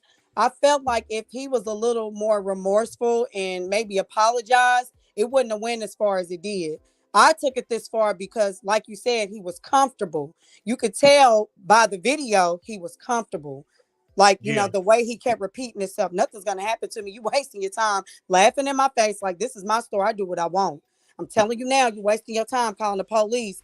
Don't you got a baby shower to get to? Like, laughing in my face. It was like the comfortable for me. He was way too comfortable.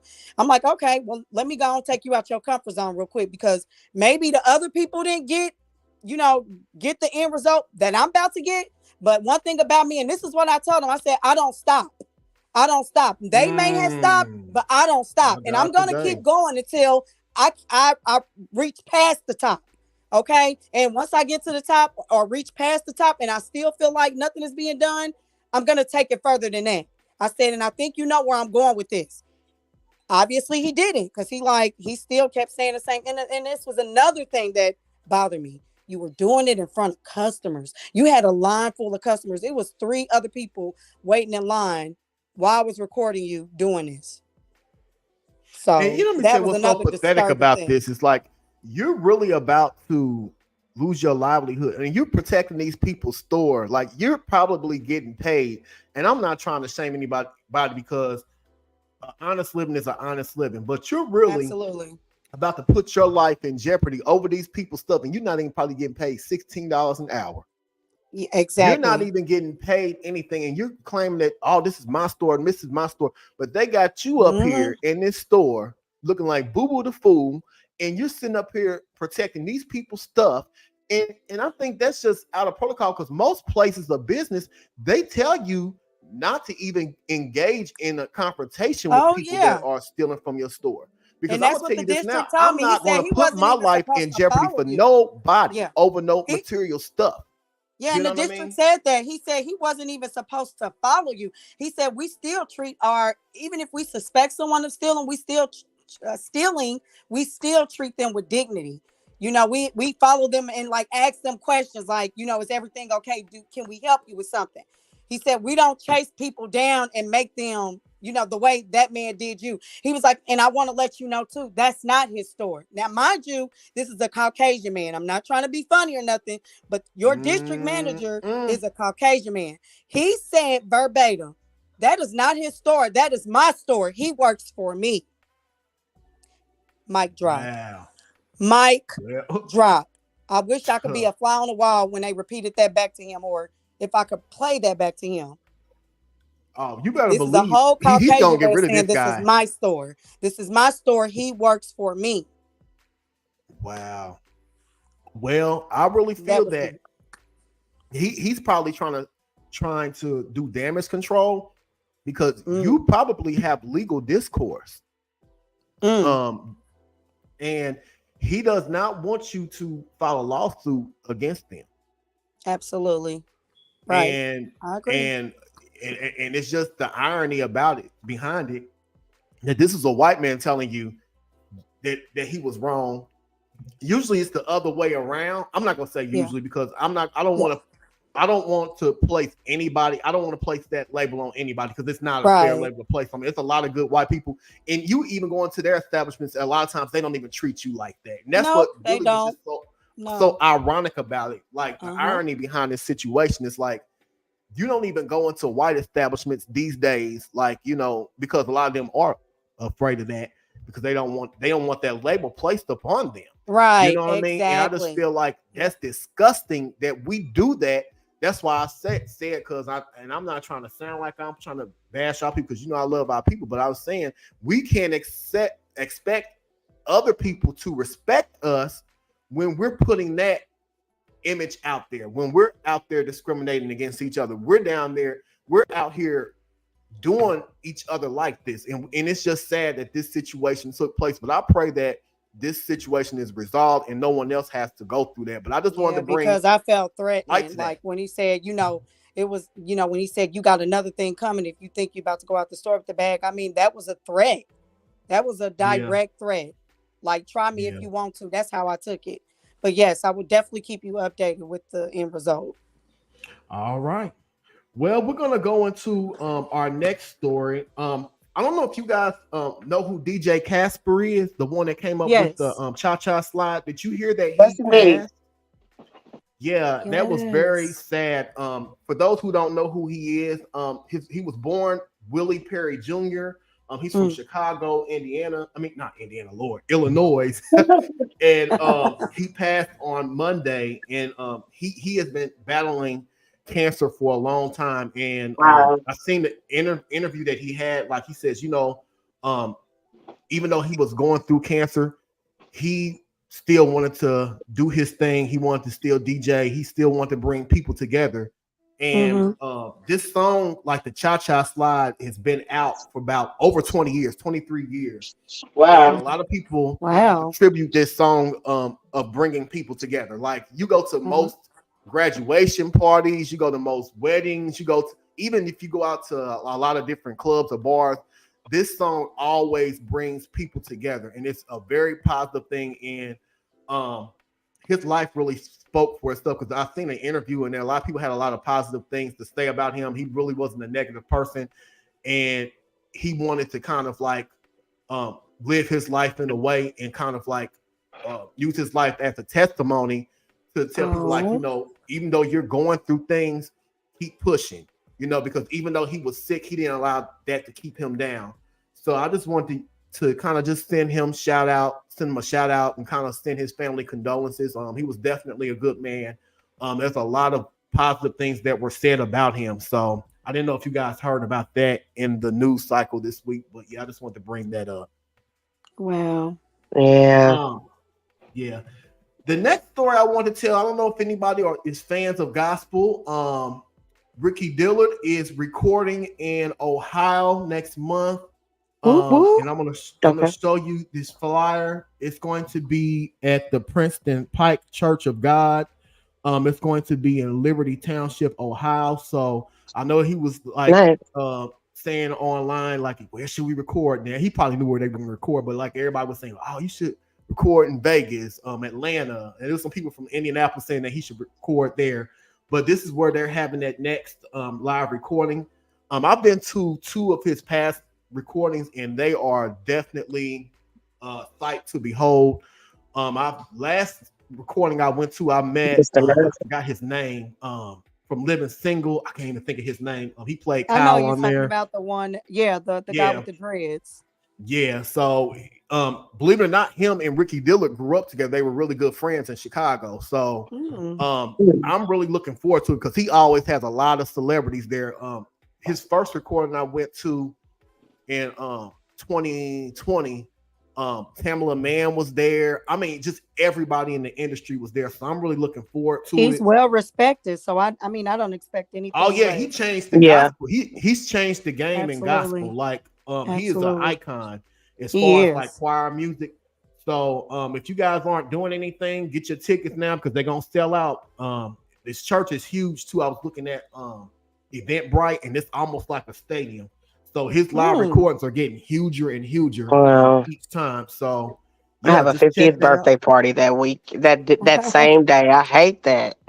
Yeah. So I would love to see him. Goodness. Yep. So I want to just do that. Next story I want to do, I'm gonna try to knock the rest of these stories out really quick so we can get to our main topic.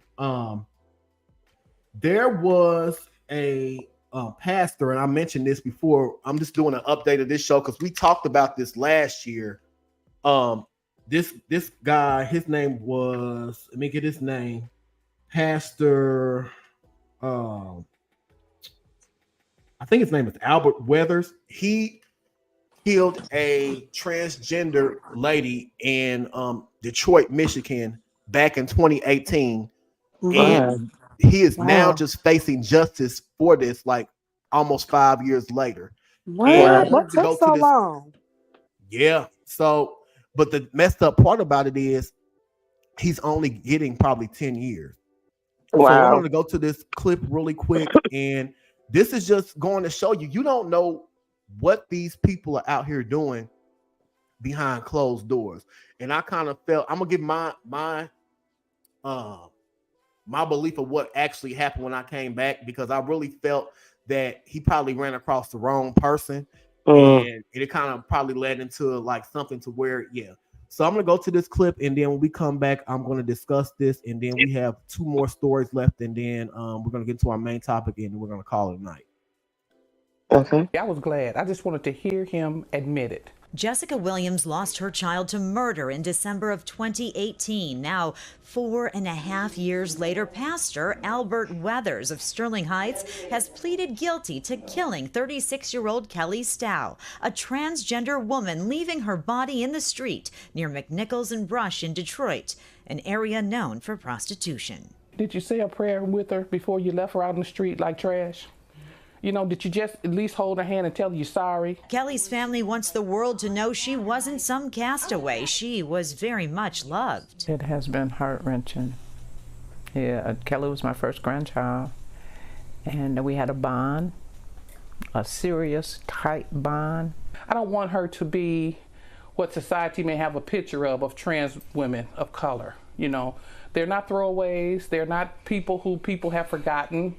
You know, they all have a backstory, and I think that's something that needs to be realized. She was cared for. She was loved. Born Tristan Stow, he was raised in the church, grew to be 6'4", got a scholarship and played college football, but left after a couple of years instead, wanting a career in fashion. I personally told her to be the best version of herself that she could be, own it, just live your life and be happy. In school in Chicago, Tristan studied fashion and found a community of authenticity and eventually told her family she was transgender. People called her Kelly. I was glad for her. I was proud of her to own who she was and to be her true self. Why the pastor shot Kelly Stow in the early morning hours of December 7th, 2018, we may never know. But Kelly's family hopes Pastor Albert Weathers tries to make things right. He's facing 8 years in prison for second-degree murder and 2 years for felony firearm. How tortured are you to lead such a duplicitous life?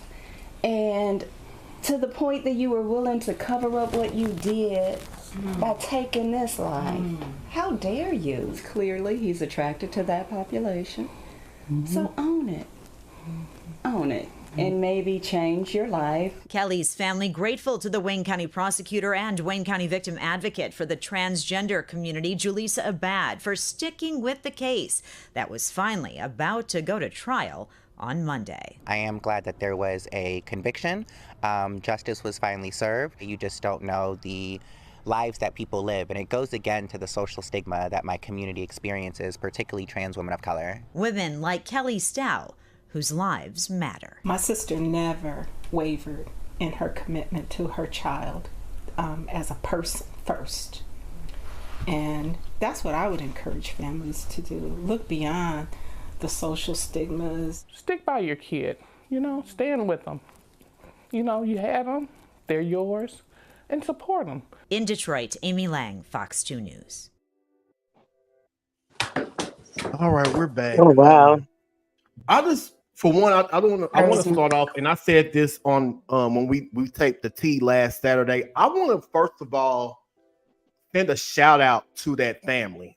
First of all, I want to send condolences, but then I want to send a shout out for them too, because they stood behind their child and their family. Right. And I think a lot of times, a lot of people are out here, and that's why they have to resort to certain things, negative things, because they don't have that support. They get caught up in having to turn to sex work and things of that nature because they don't have that support. And it's kind of sad that things had to go this way. And I'm not trying to throw no shade, but did you see that pastor? Yes, I did. And they almost look alike. Child, they almost look, I mean, when they showed the pictures of him without him being in drag or whatever, but his or dressed up, but him and that pastor almost look like. I thought it was the pastor at first. I said, well, wait a minute. Okay. Why he look like that? Why he look like that prisoner that was on life asking people that they was gonna eat their cornbread? That's what because then I said, well, dang, how in the world did he take down a 6'4"? Because that guy, I mean that woman, she was big, but he likes that. He's attracted to that community. Gone and put it out there. But let me tell you this, like this is the backstory to this, because when this story first came out, they said he was well known in that circle, like in that community. They knew that to avoid him because he always would jump the trans women and then he wouldn't pay them. Like he would seek them out. So he was cheap as hell, and you can look at him and tell he was cheap as hell. Just with sick. that jacked up damn haircut that he had. But I'm just saying, like, he was well known to be trouble. Like, you sought them out. And the way I feel about sex work, like, it could be a thing of, like, people feel like, okay, it's a thing about morality. But this is something that's between two adults. If you guys it's two consenting adults, you guys have an understanding. Why don't you just pay them people their money? But you felt that you could go out there behind your congregation's back and fulfill this lust that you have, and you feel that you can just use these people and throw them away and not compensate them.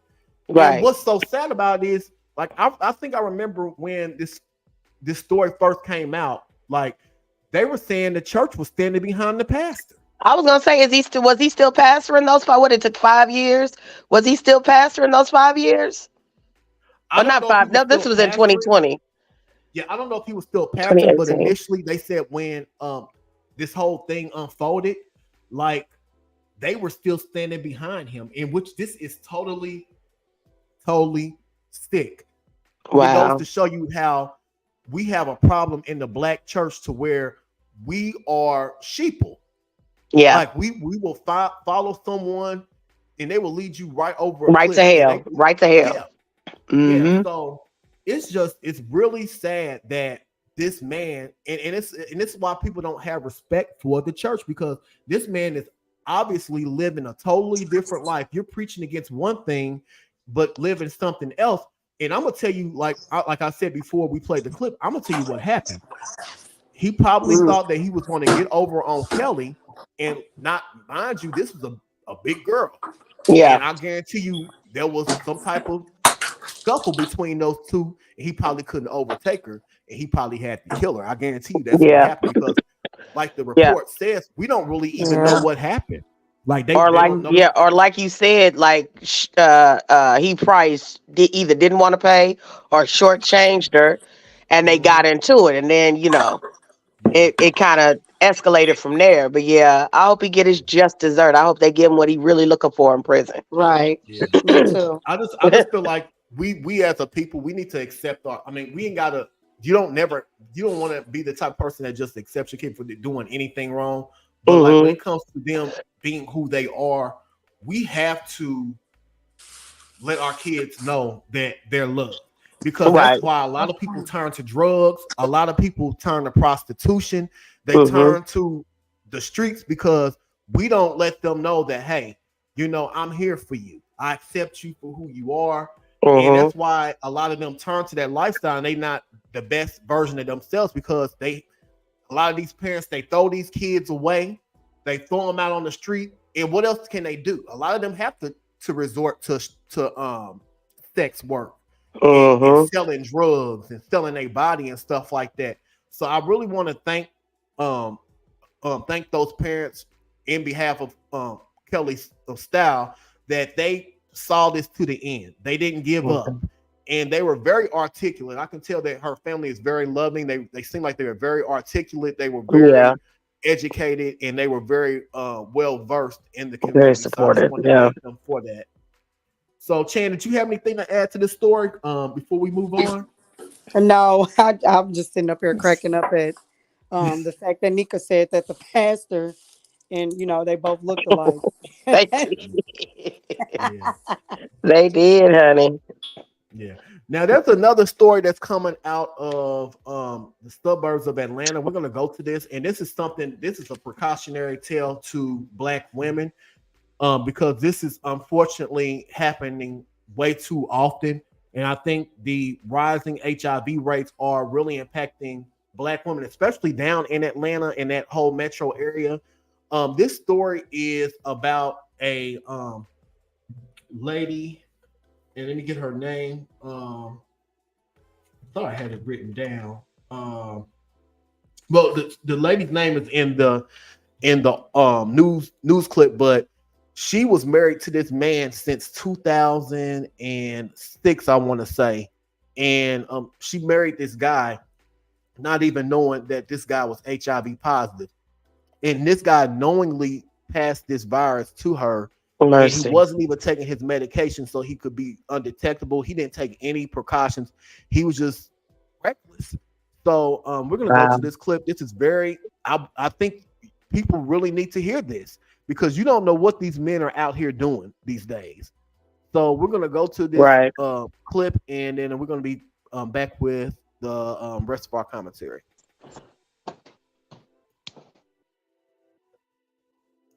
Give me a quick second, guys. Let me find this clip. Okay, here we go. Like, how is this even our life? Life these days. She's supposed to be here right now. Looks a lot like reminiscing for sisters Tammy Hammonds and Karen Young. I like that one too. In 2017, doctors first diagnosed their mom, Denise Brody, with breast cancer. She went into remission, but 2 years later, the cancer came back. This time, attacking her lungs. The decline was so rapid. Are you comfortable? After years of on and off hospital extended stays and chemotherapy, the cancer had cleared. But Denise somehow was still sick. The family had new doctors run new tests again for everything. Karen recalls doctors determining her 65-year-old mom was dying, but not from a malignant mass. Then they end up calling us, telling us that she's not going to beat this. You need to take her off the ventilator, and she's not going to make it because she has HIV, she has AIDS.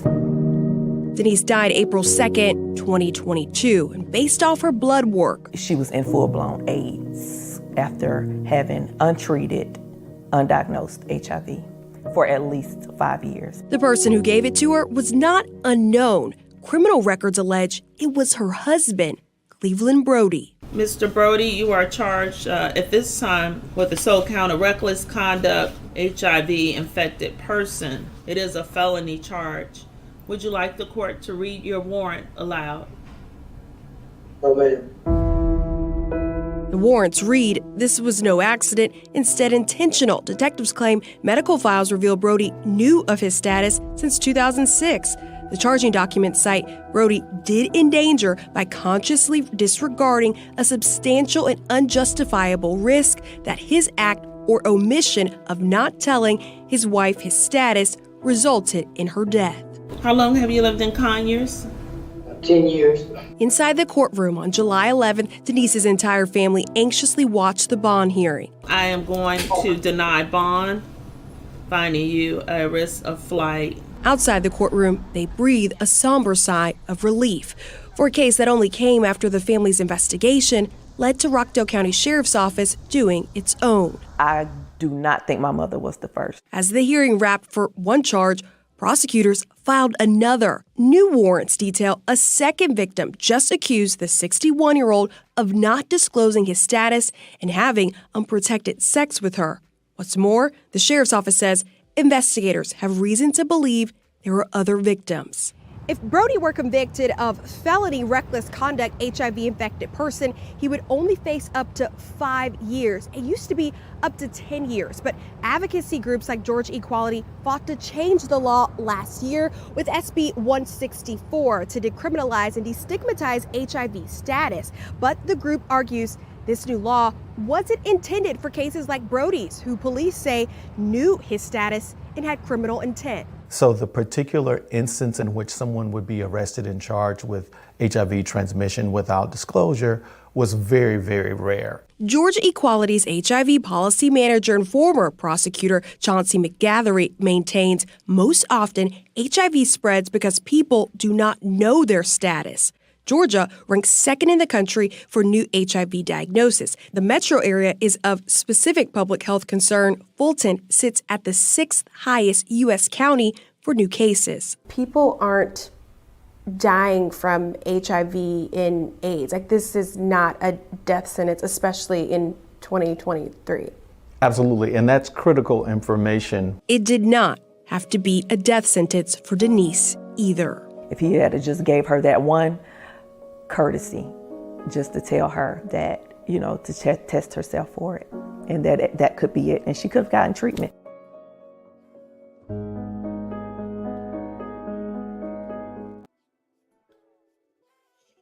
All right, we're back. Wow.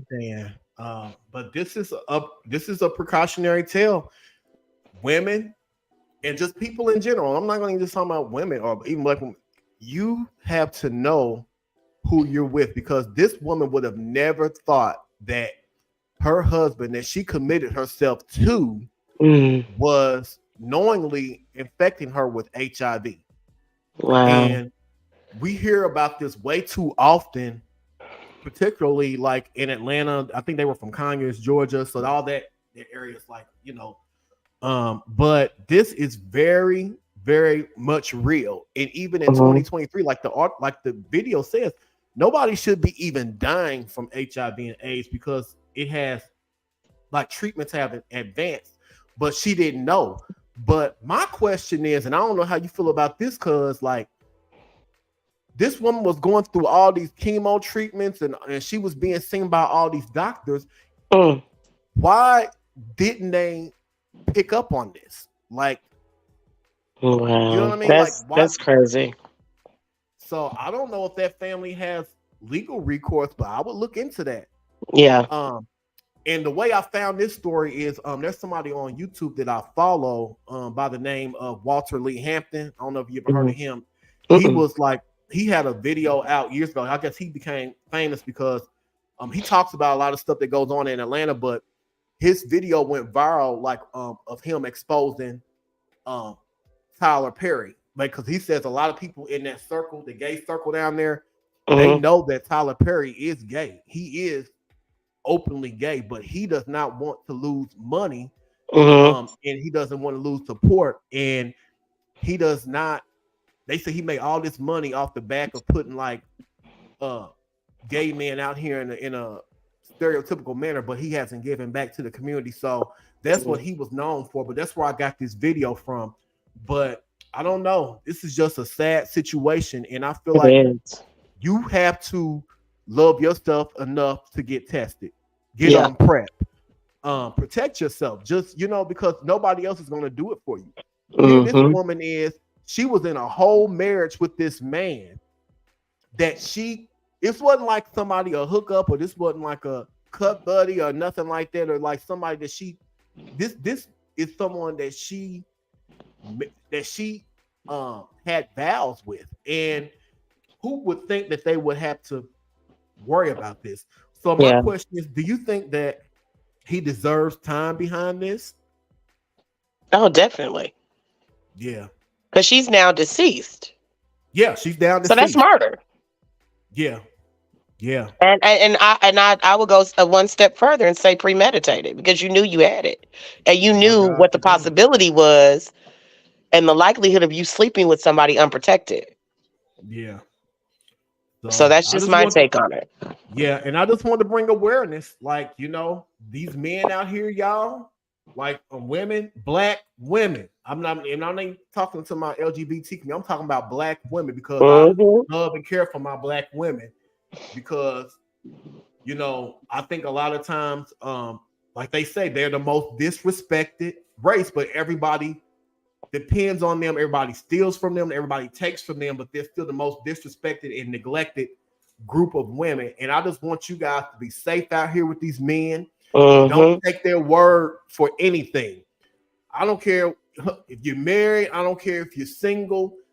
Get yourself tested. Get on PrEP, because PrEP is not just for men, it's for women. And it's not just for gay men. Anybody can take PrEP. Yeah. But if you feel like you're in a relationship with somebody that's not monogamous, or even if you feel like, get on PrEP, get to these clinics, because these men, I'm telling you from what I know, they out here doing any and everything. You can't go by what you think a heterosexual man is, or what he's not, or whatever. You can't go by that, because these men are out here doing any and everything. And a lot of times these women date these men that have gotten out of prison. You better be careful with them too. Oh, say that. You might have to run that back, cousin. Again, if you're dating these men that are just got out of prison, you better be careful, and you better go get yourself tested. And I'm sorry. That's the truth.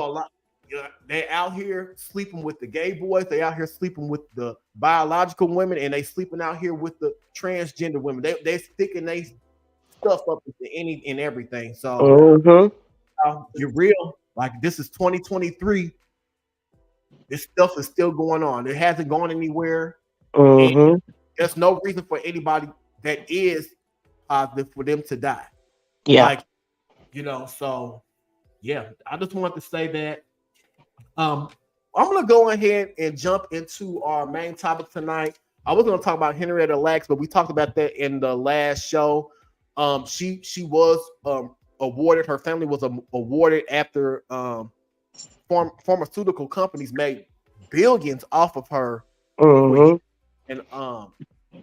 the lawyer Ben Crump, he got involved in that, and he was able to get them justice. So I just wanted to mention that quickly, and think kudos to that family, because it was well deserved. Because this woman was her sales were taken advantage of, and then they made money off of her, and they weren't compensating the family. So I just want to mention that story. Right. But to talk about something before we got off air, and with the 2024 election around the corner, and all the candidates and stuff like that are coming to the forefront, I want to talk about what we as Black people need to be doing in preparing for the presidential election. And not just the presidential election that's coming up next year, but we need to talk about even our primaries, our local elections, all that stuff. We have more power than what we perceive to have. But yet these politicians use our votes to get into office, but yet they won't do anything for us specifically. And I didn't know how you felt about that, because I feel like a lot of times with this upcoming election, I think some of the key points that things that we want addressed in our community is obviously police reform, underperforming schools in our cities, the crime, and also a lot of people are bringing to the forefront that we want reparations to be addressed, because it's kind of messed up that the Democratic Party wants our votes, and these other groups of people, they're looking to see how we're voting, and the trends and stuff like that, but nothing is being offered to us. But yet they want our support. But all these other groups that don't support them in the way that we support them, they get legislations passed. They even get reparations, different. I mean, they get everything. But I don't think that we as a community realize our power. So how do you feel about that topic? It's a slippery slope, only because no politician. I don't know. I don't care. I feel like at this point, who we put in office, They, they're going to be out for self. They're going to do what they shuck and drive to get the vote. My God. And once they get the vote, they're going to drop the ball like always. The reparations thing, it shouldn't take this long. Yeah. It shouldn't take this long, but like anything that has to do with blackness, whether it's be reparations or hate crime bills or the George Floyd bill, they're still fumbling over that. And anything, it's always an issue. It's let's look at this and let's look at this and why this wouldn't be a good thing and anything. But you had, and nothing against the Asians, but you had some hate crimes, which stuff been happening to black folks for hundreds of years. But it was an influx during the COVID, and they didn't waste no time signing that bill into legislation to protect them. But yet you notice how, even with that, how they try to deflect and try to put a lot of those hate crimes off on us, black people. Yeah. But when it came to light that a lot of those hate crimes weren't even being committed by us, and most of the hate crimes were against the Asian community were being committed by white people.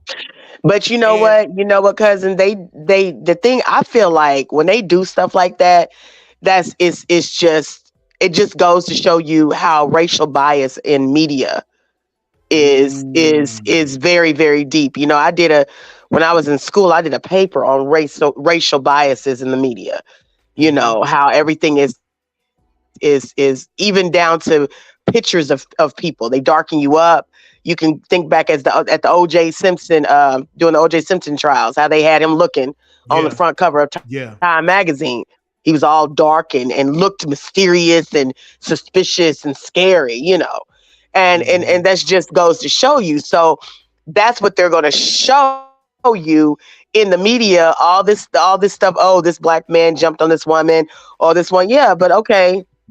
But we're not going to say anything about how when the shoe is when the shoe is on the other foot, we're not going to say anything about that. But you didn't want to really talk too much about that white guy walking into that nail salon and opening fire. Yeah. You know, stuff like that. It's just, I really don't know, cousin. I don't know. It's not even, to me, it's not even about Democrat or Republican or whatever. It's who is going to do something for you. But then here lately, anybody that we put into office is they want to grease their own palms, and they want to make sure that their people and get all the tax cuts and get all the help and everything. But when it comes to us, we making too much noise. So, right. And a lot of times, like even I'm just using the Democratic Party because they're the ones that's in power right now. But even with them, like these people that they're doing so much for, and I know you're supposed to be out for everyone, for the American people, but like you're bending over backwards to pass laws and legislations for certain groups of people that don't even support you. Exactly. Going back to what we were talking about, even with the Asian community, the Asian people don't really vote in record numbers like that, and then a lot of them don't even vote Democratic. But yet you bent over backwards to pass hate crime legislation for them. But then we see that black people are the ones that are being unjustly shot down by what they call race soldiers. I don't call them police; they're race soldiers. And we can't even get a comprehensive bill passed to end qualified immunity for these police officers that are unjustly killing black people. We can't even get that. So it's just disgusting that we have, it's just like you said, every time we ask for something or we demand something as tax-paying citizens, it's like, well, we don't know about that. We got to research this. We got to research that. We got to get back with you on that. But everybody else, there's no discussion about it, and it's just kind of crazy because like the Democrats could, I don't know, it's crazy. Like everything is being passed, and what are they doing? Like affirmative action was just struck down. Like all these things are being struck down that were that were originally intended for us. And it's just like, what are you guys doing? Like you're sitting by, you idly or just allowing this stuff to happen. And you have the power to change a lot of this stuff. But when it comes to us, it's all this, what's the word I'm looking for? It's all this, these gestures that don't mean anything. Okay, you made Juneteenth a federal holiday. Okay, whoop-de-doo. Okay, that's nice and everything. But how is that changing the quality of Black Americans' lives? Right. You know what I mean? And then it doesn't help that we have every other group in this country. And I'm not talking about individuals, because there's individuals that actually are for us, but like collectively, there's other groups that come into this country. They're against Black people. It's just anti-Blackness all around. Yeah. And the thing about it is, it's like we helped build this country. I feel like with us, why come everyone else is getting ain't no help built? We built this country. Yeah. Period. Yeah, that's right. Period. Period. Yeah. So, and you know, I look at one of the candidates. I cannot call his name. The Indian guy. What is his name? I think he's a Republican, but I think I know he's running. I can't even see his name. Yeah. Yeah, he's running for president, and he's been going. You know, he of course wants to. He said he's gonna get away. He doesn't. He talks in circles, but your parents were immigrants. But you want to make it, what did he say? He said, if you're 18 and older, first of all, he wants to raise the voting age to 25. But in order to vote, he wants you to have to take the same test that immigrants take in order to become U.S. citizens. You have to know basic government, basic stuff about American history in order to get the right to vote. He also wants to do away with Juneteenth and other unnecessary holidays, is what he calls them. And somebody posed a question, well, okay, so if it's unnecessary, do away with Columbus Day. Well, we don't need to have that. I don't think that they should have to give away with that. But basically we have Martin Luther King Day. That should be enough. We don't need the extra, basically, is what he's saying. What else is he saying? It's other few voting restrictions, basically. I can't call his name because but he's the only Indian candidate. And I'm like, you darker than most people. I'm looking at you like, fool, don't you know they don't like you either? They don't like you. They don't care what you are. They don't like you. And I'm just like, he's very like, he's horrible. He is on the same line, damn near, as the governor down in Florida. DeSantis, yeah. DeSantis. Him and DeSantis probably running neck and neck with their antics. The only difference is, DeSantis, he's, Is it Vivek? Yes. Yeah. Okay, yes. Yeah. He's something else. Yeah. Well, but this is what I'm telling you, cuz like, do some research on him, cousin. Yeah, I'm gonna research this guy, but like I was gonna tell you this. We as Black people, we better stand our own ground and start looking out for ourselves, because this is the things we get. And nothing against immigrants and people that come over here. Like, if you come over here the right way and you're doing things the right way and you're not anti-Black, I'm all for immigration. As long as it's not harming our community. But this is the thanks we get, because a lot of times we bend over for a lot of these groups, and then this is what they do. They come over here and feel like they have to fit in with the anti-Black rhetoric to get ahead.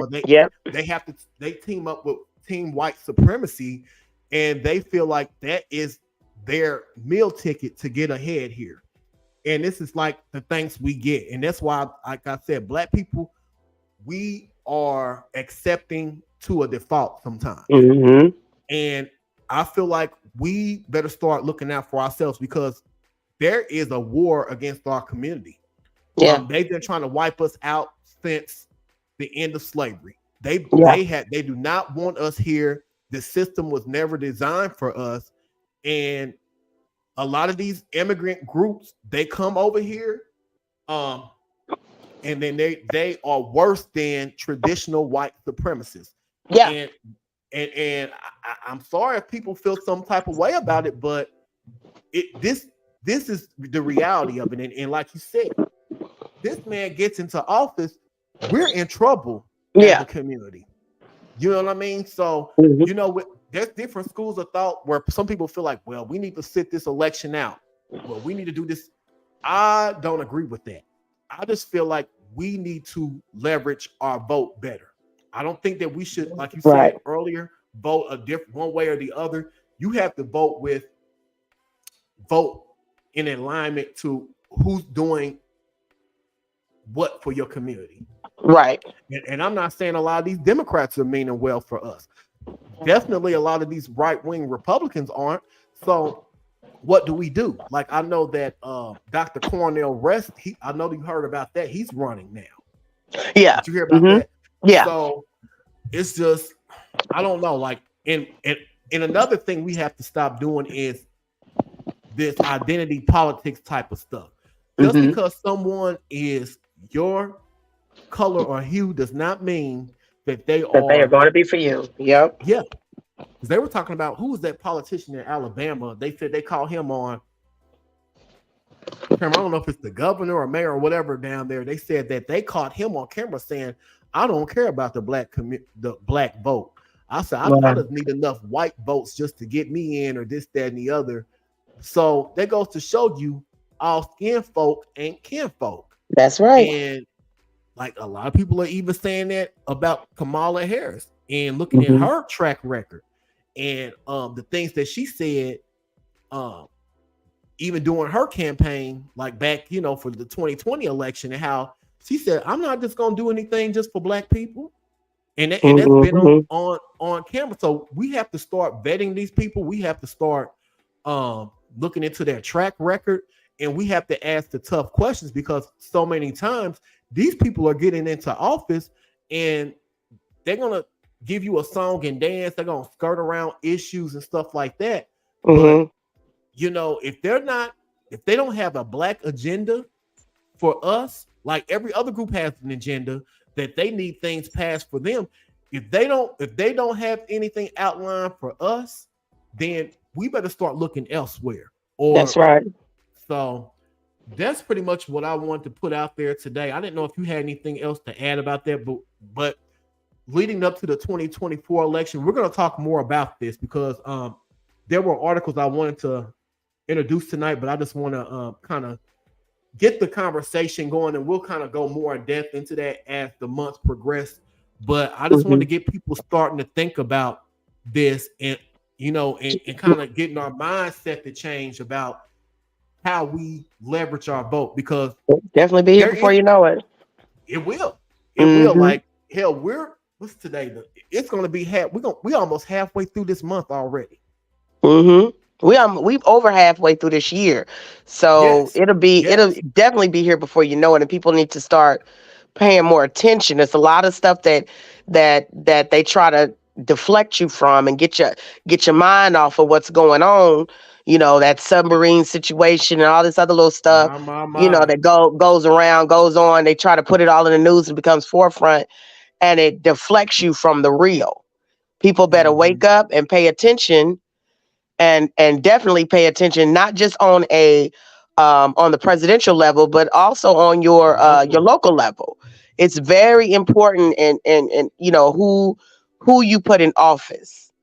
Yeah, it's very important. It's instrumental to your society, your way of life. That's true. It starts from the local levels, and it moves on up. So absolutely have to, you know, definitely, you know, even though things don't go our way, I would never ever consider not voting.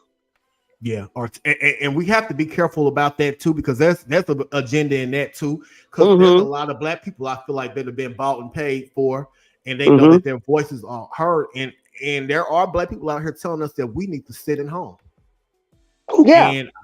And I believe that there are wolves in sheep's clothing. I do believe that there are what they call agents out here that try to come off like they're for the people, but they're being bought and paid for, because why in your right mind would you tell people to sit an election out? Why would you do that? Yeah. I don't agree with that. I don't agree with that logic. Yeah. You know what I mean? So and the thing about it is, like, in the game of politics, it's a dirty game. It is. Very dirty game. And if you're not well versed, if you're not educated, or if you don't have discernment, then you're gonna be easily gooped. And I feel like our people have been gooped long enough. But I will say this: more people are starting to wake up. Yeah. And look at this, because not even, like you said, not even nationally, but locally, like here in Indianapolis, like there is so much going on, like with the crime rate, and then like you have to look at these people that's in office. Like when they passed that gun law, I'm like, there's something else to this, because you're not going to sit here and pass this law. Like there's. You want to hear my take on that? Oh yes, definitely.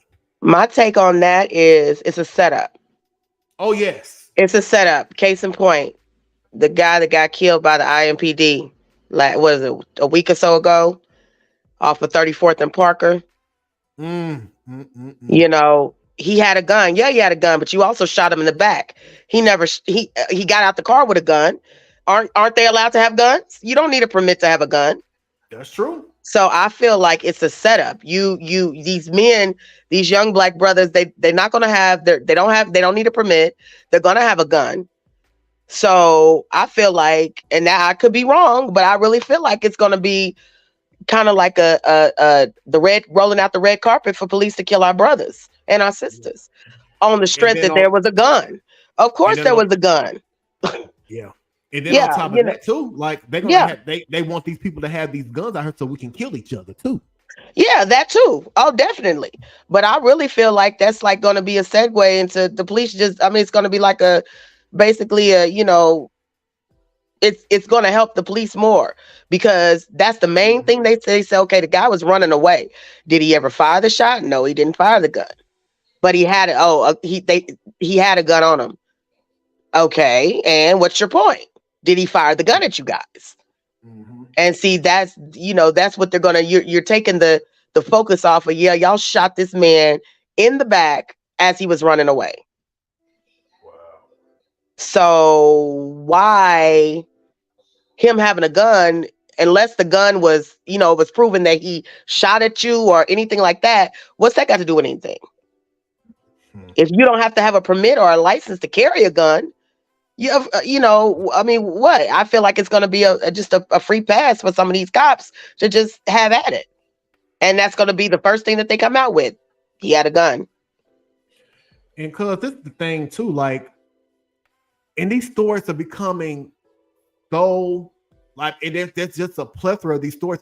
And to think that these stories don't even hit national news. Like, no. So how many more of these stories are taking place? Like, I can name, like you said, you can name countless stories in Indianapolis in the last 3 years where this stuff has happened. Like, remember Drayshawn Reed? I think that one gained a little traction. It gained some track record. It gained national. But you said something right there, cousin. You said it didn't even make national news. Let's talk about the ones that don't make local news that we never hear about. Wow. And they sweep it under the rug. Yeah. Like, and they're banking on these people, these people, like, especially in these communities where a lot of people don't have the resources, they don't have the platform to really get their story out there. And that's the thing. Like, they go into these communities where they know people are economically deprived, and they go into these communities where they feel like they can take advantage of these people and treat them any kind of way, in hopes to where they're not going to speak out against it. And that's the dangerous part about this is it's like, it's good on one hand because we have the technology where we have proof to back these things up. We have social media. We have independent journalists and people out there getting these stories out. But it's still it's scary because we're actually starting to see that this stuff is really prevalent. Like it's more prevalent than what we think it is. So it's I don't know. It's just really sad. I just and like I was mentioning earlier, like they're trying to call for these for the police chief to step down, but I'm gonna put this back on the church. You talking about you depending on these politicians and public servants to get rid of to fix your communities up. But here you guys are in the middle of the community. You got more influence and reach even than these politicians. And what do you guys do? You take the people's money every Sunday. You don't get out there in the community. You don't clean up around your church. You don't do anything. And I'm not talking about all churches, but an overwhelming majority of these churches aren't doing a dang on thing for their That's community. right. But yet you taking their money every Sunday.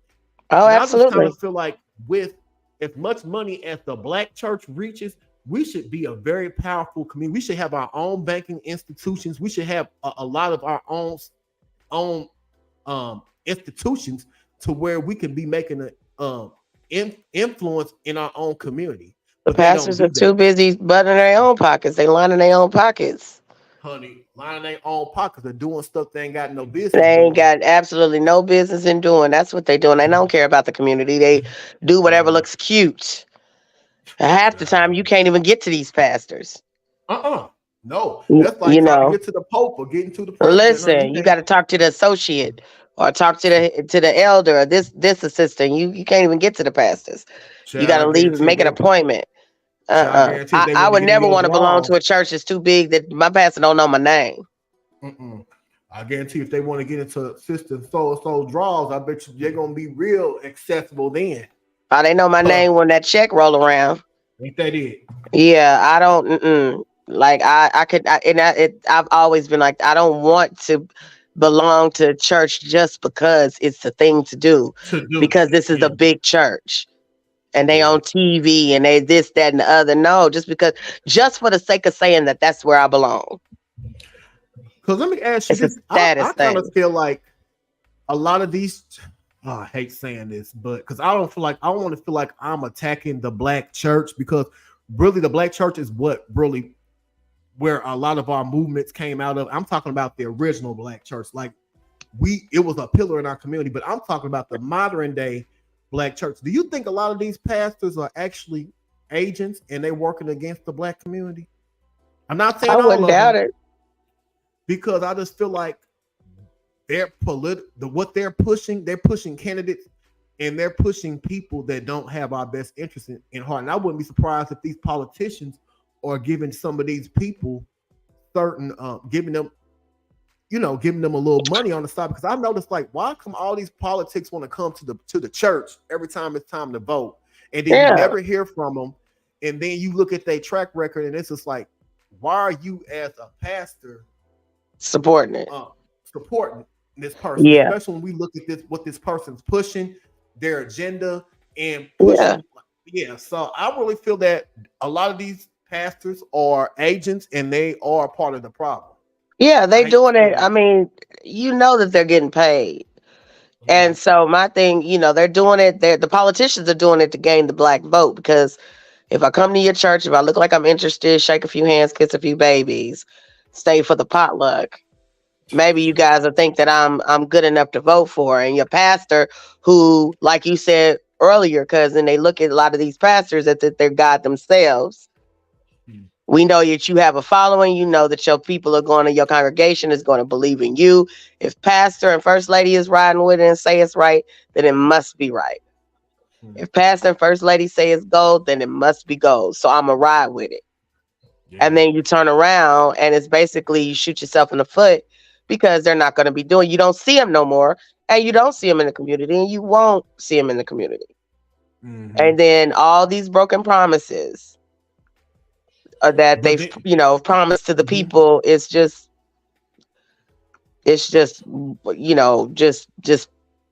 you don't even hear about it anymore. It's a never-ending cycle because, like you said, Chasing your it's tail. it's a never-ending cycle. Then you don't hear from them again until the next election cycle, and then it never changes. And that's why I said, then you look up, and then we're generations, like it's generations later, and we're still not getting things taken care of. Right. So it's time to change. The time is now. Yeah. Like, I don't know how many more election cycles we have to go through before we get this. Like, Wake up. Yeah. It's like this is insanity. And like they say, insanity is, like they say, you're doing the same thing over and over again, expecting to get different results. Yeah. We're just, I don't know. Mm-hmm.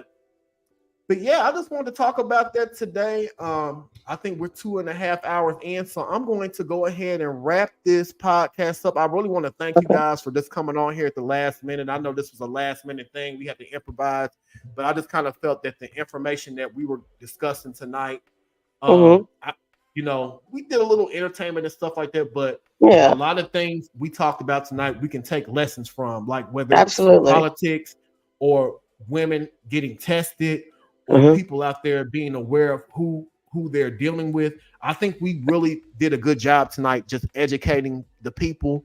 And I really hope that we can continue doing this, because I really like this platform and what we're doing. And once again, I just want to thank you. I want to thank Rachel. She came in for a little bit. Chan, I think she probably had to get off. And I want to thank you. So I didn't know if you had anything coming up. I know you had some shows coming up. I know you and I wish next time I have to get with you so I can promote one of your shows on this show. But like, do you have anything going on? And if so, like, how can people support you?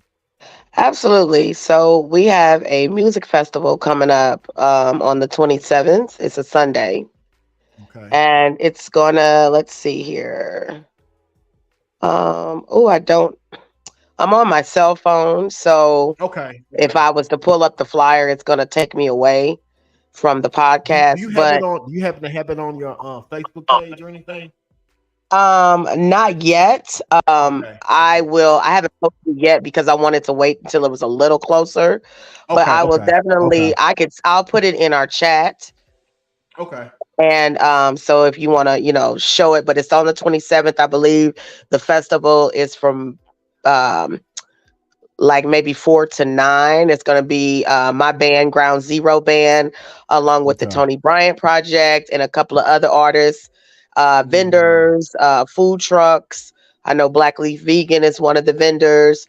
So there's going to be, it's going to be an opportunity, just some, good music festivals, some live music, some good food, some great company. So more details coming soon, but that's one of the biggest things that we have coming up. That's a public event. And is this something that you're personally like involved in putting together, or? I'm sorry. Or is this something that you're personally involved putting together, or is this like independent of someone else, or you guys just performing there? Yes. We're independent of someone else, but our band is just performing there. Yeah. So there's been a lot of different music festivals they've been trying to have in the city and everything lately. And I actually like it because I love music festivals. So, they could start trying to have more and more in the city, around the city, and everything that we can be involved in. But I will definitely, keep you updated and everything. Like I said, I'll drop that flyer in the chat. And if you want to advertise it or show it on your podcast, I would definitely appreciate that.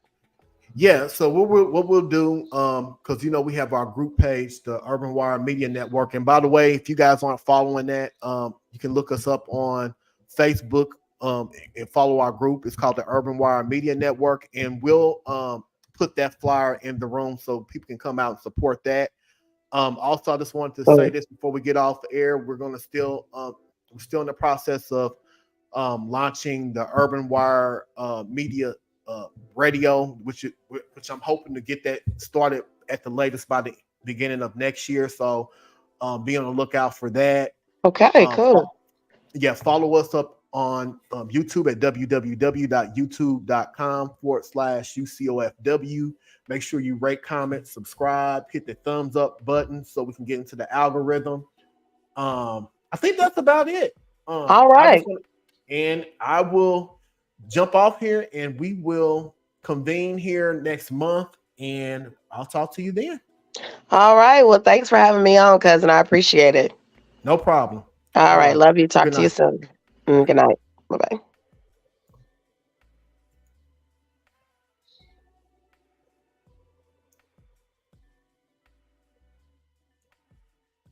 You are now listening to the Urban Wire podcast on the Urban Wire Media Network, where we shine the light on the issues impacting the urban community. Join us as we discuss the latest in news, politics, social commentary, celebrity news, gossip, interviews, and so much more. This podcast and other podcasts on this network are available on Spotify, Apple Podcasts, Google Podcasts, iHeartRadio, Stitcher, TuneIn Radio, and Blog Talk Radio. Also, subscribe to our YouTube channel at www.youtube.com/UCOFW and join our Facebook group page and official page for show updates, discussions, and show listings. Email us at ucofw.indy@gmail.com to advertise with us, submit show ideas, and other business inquiries.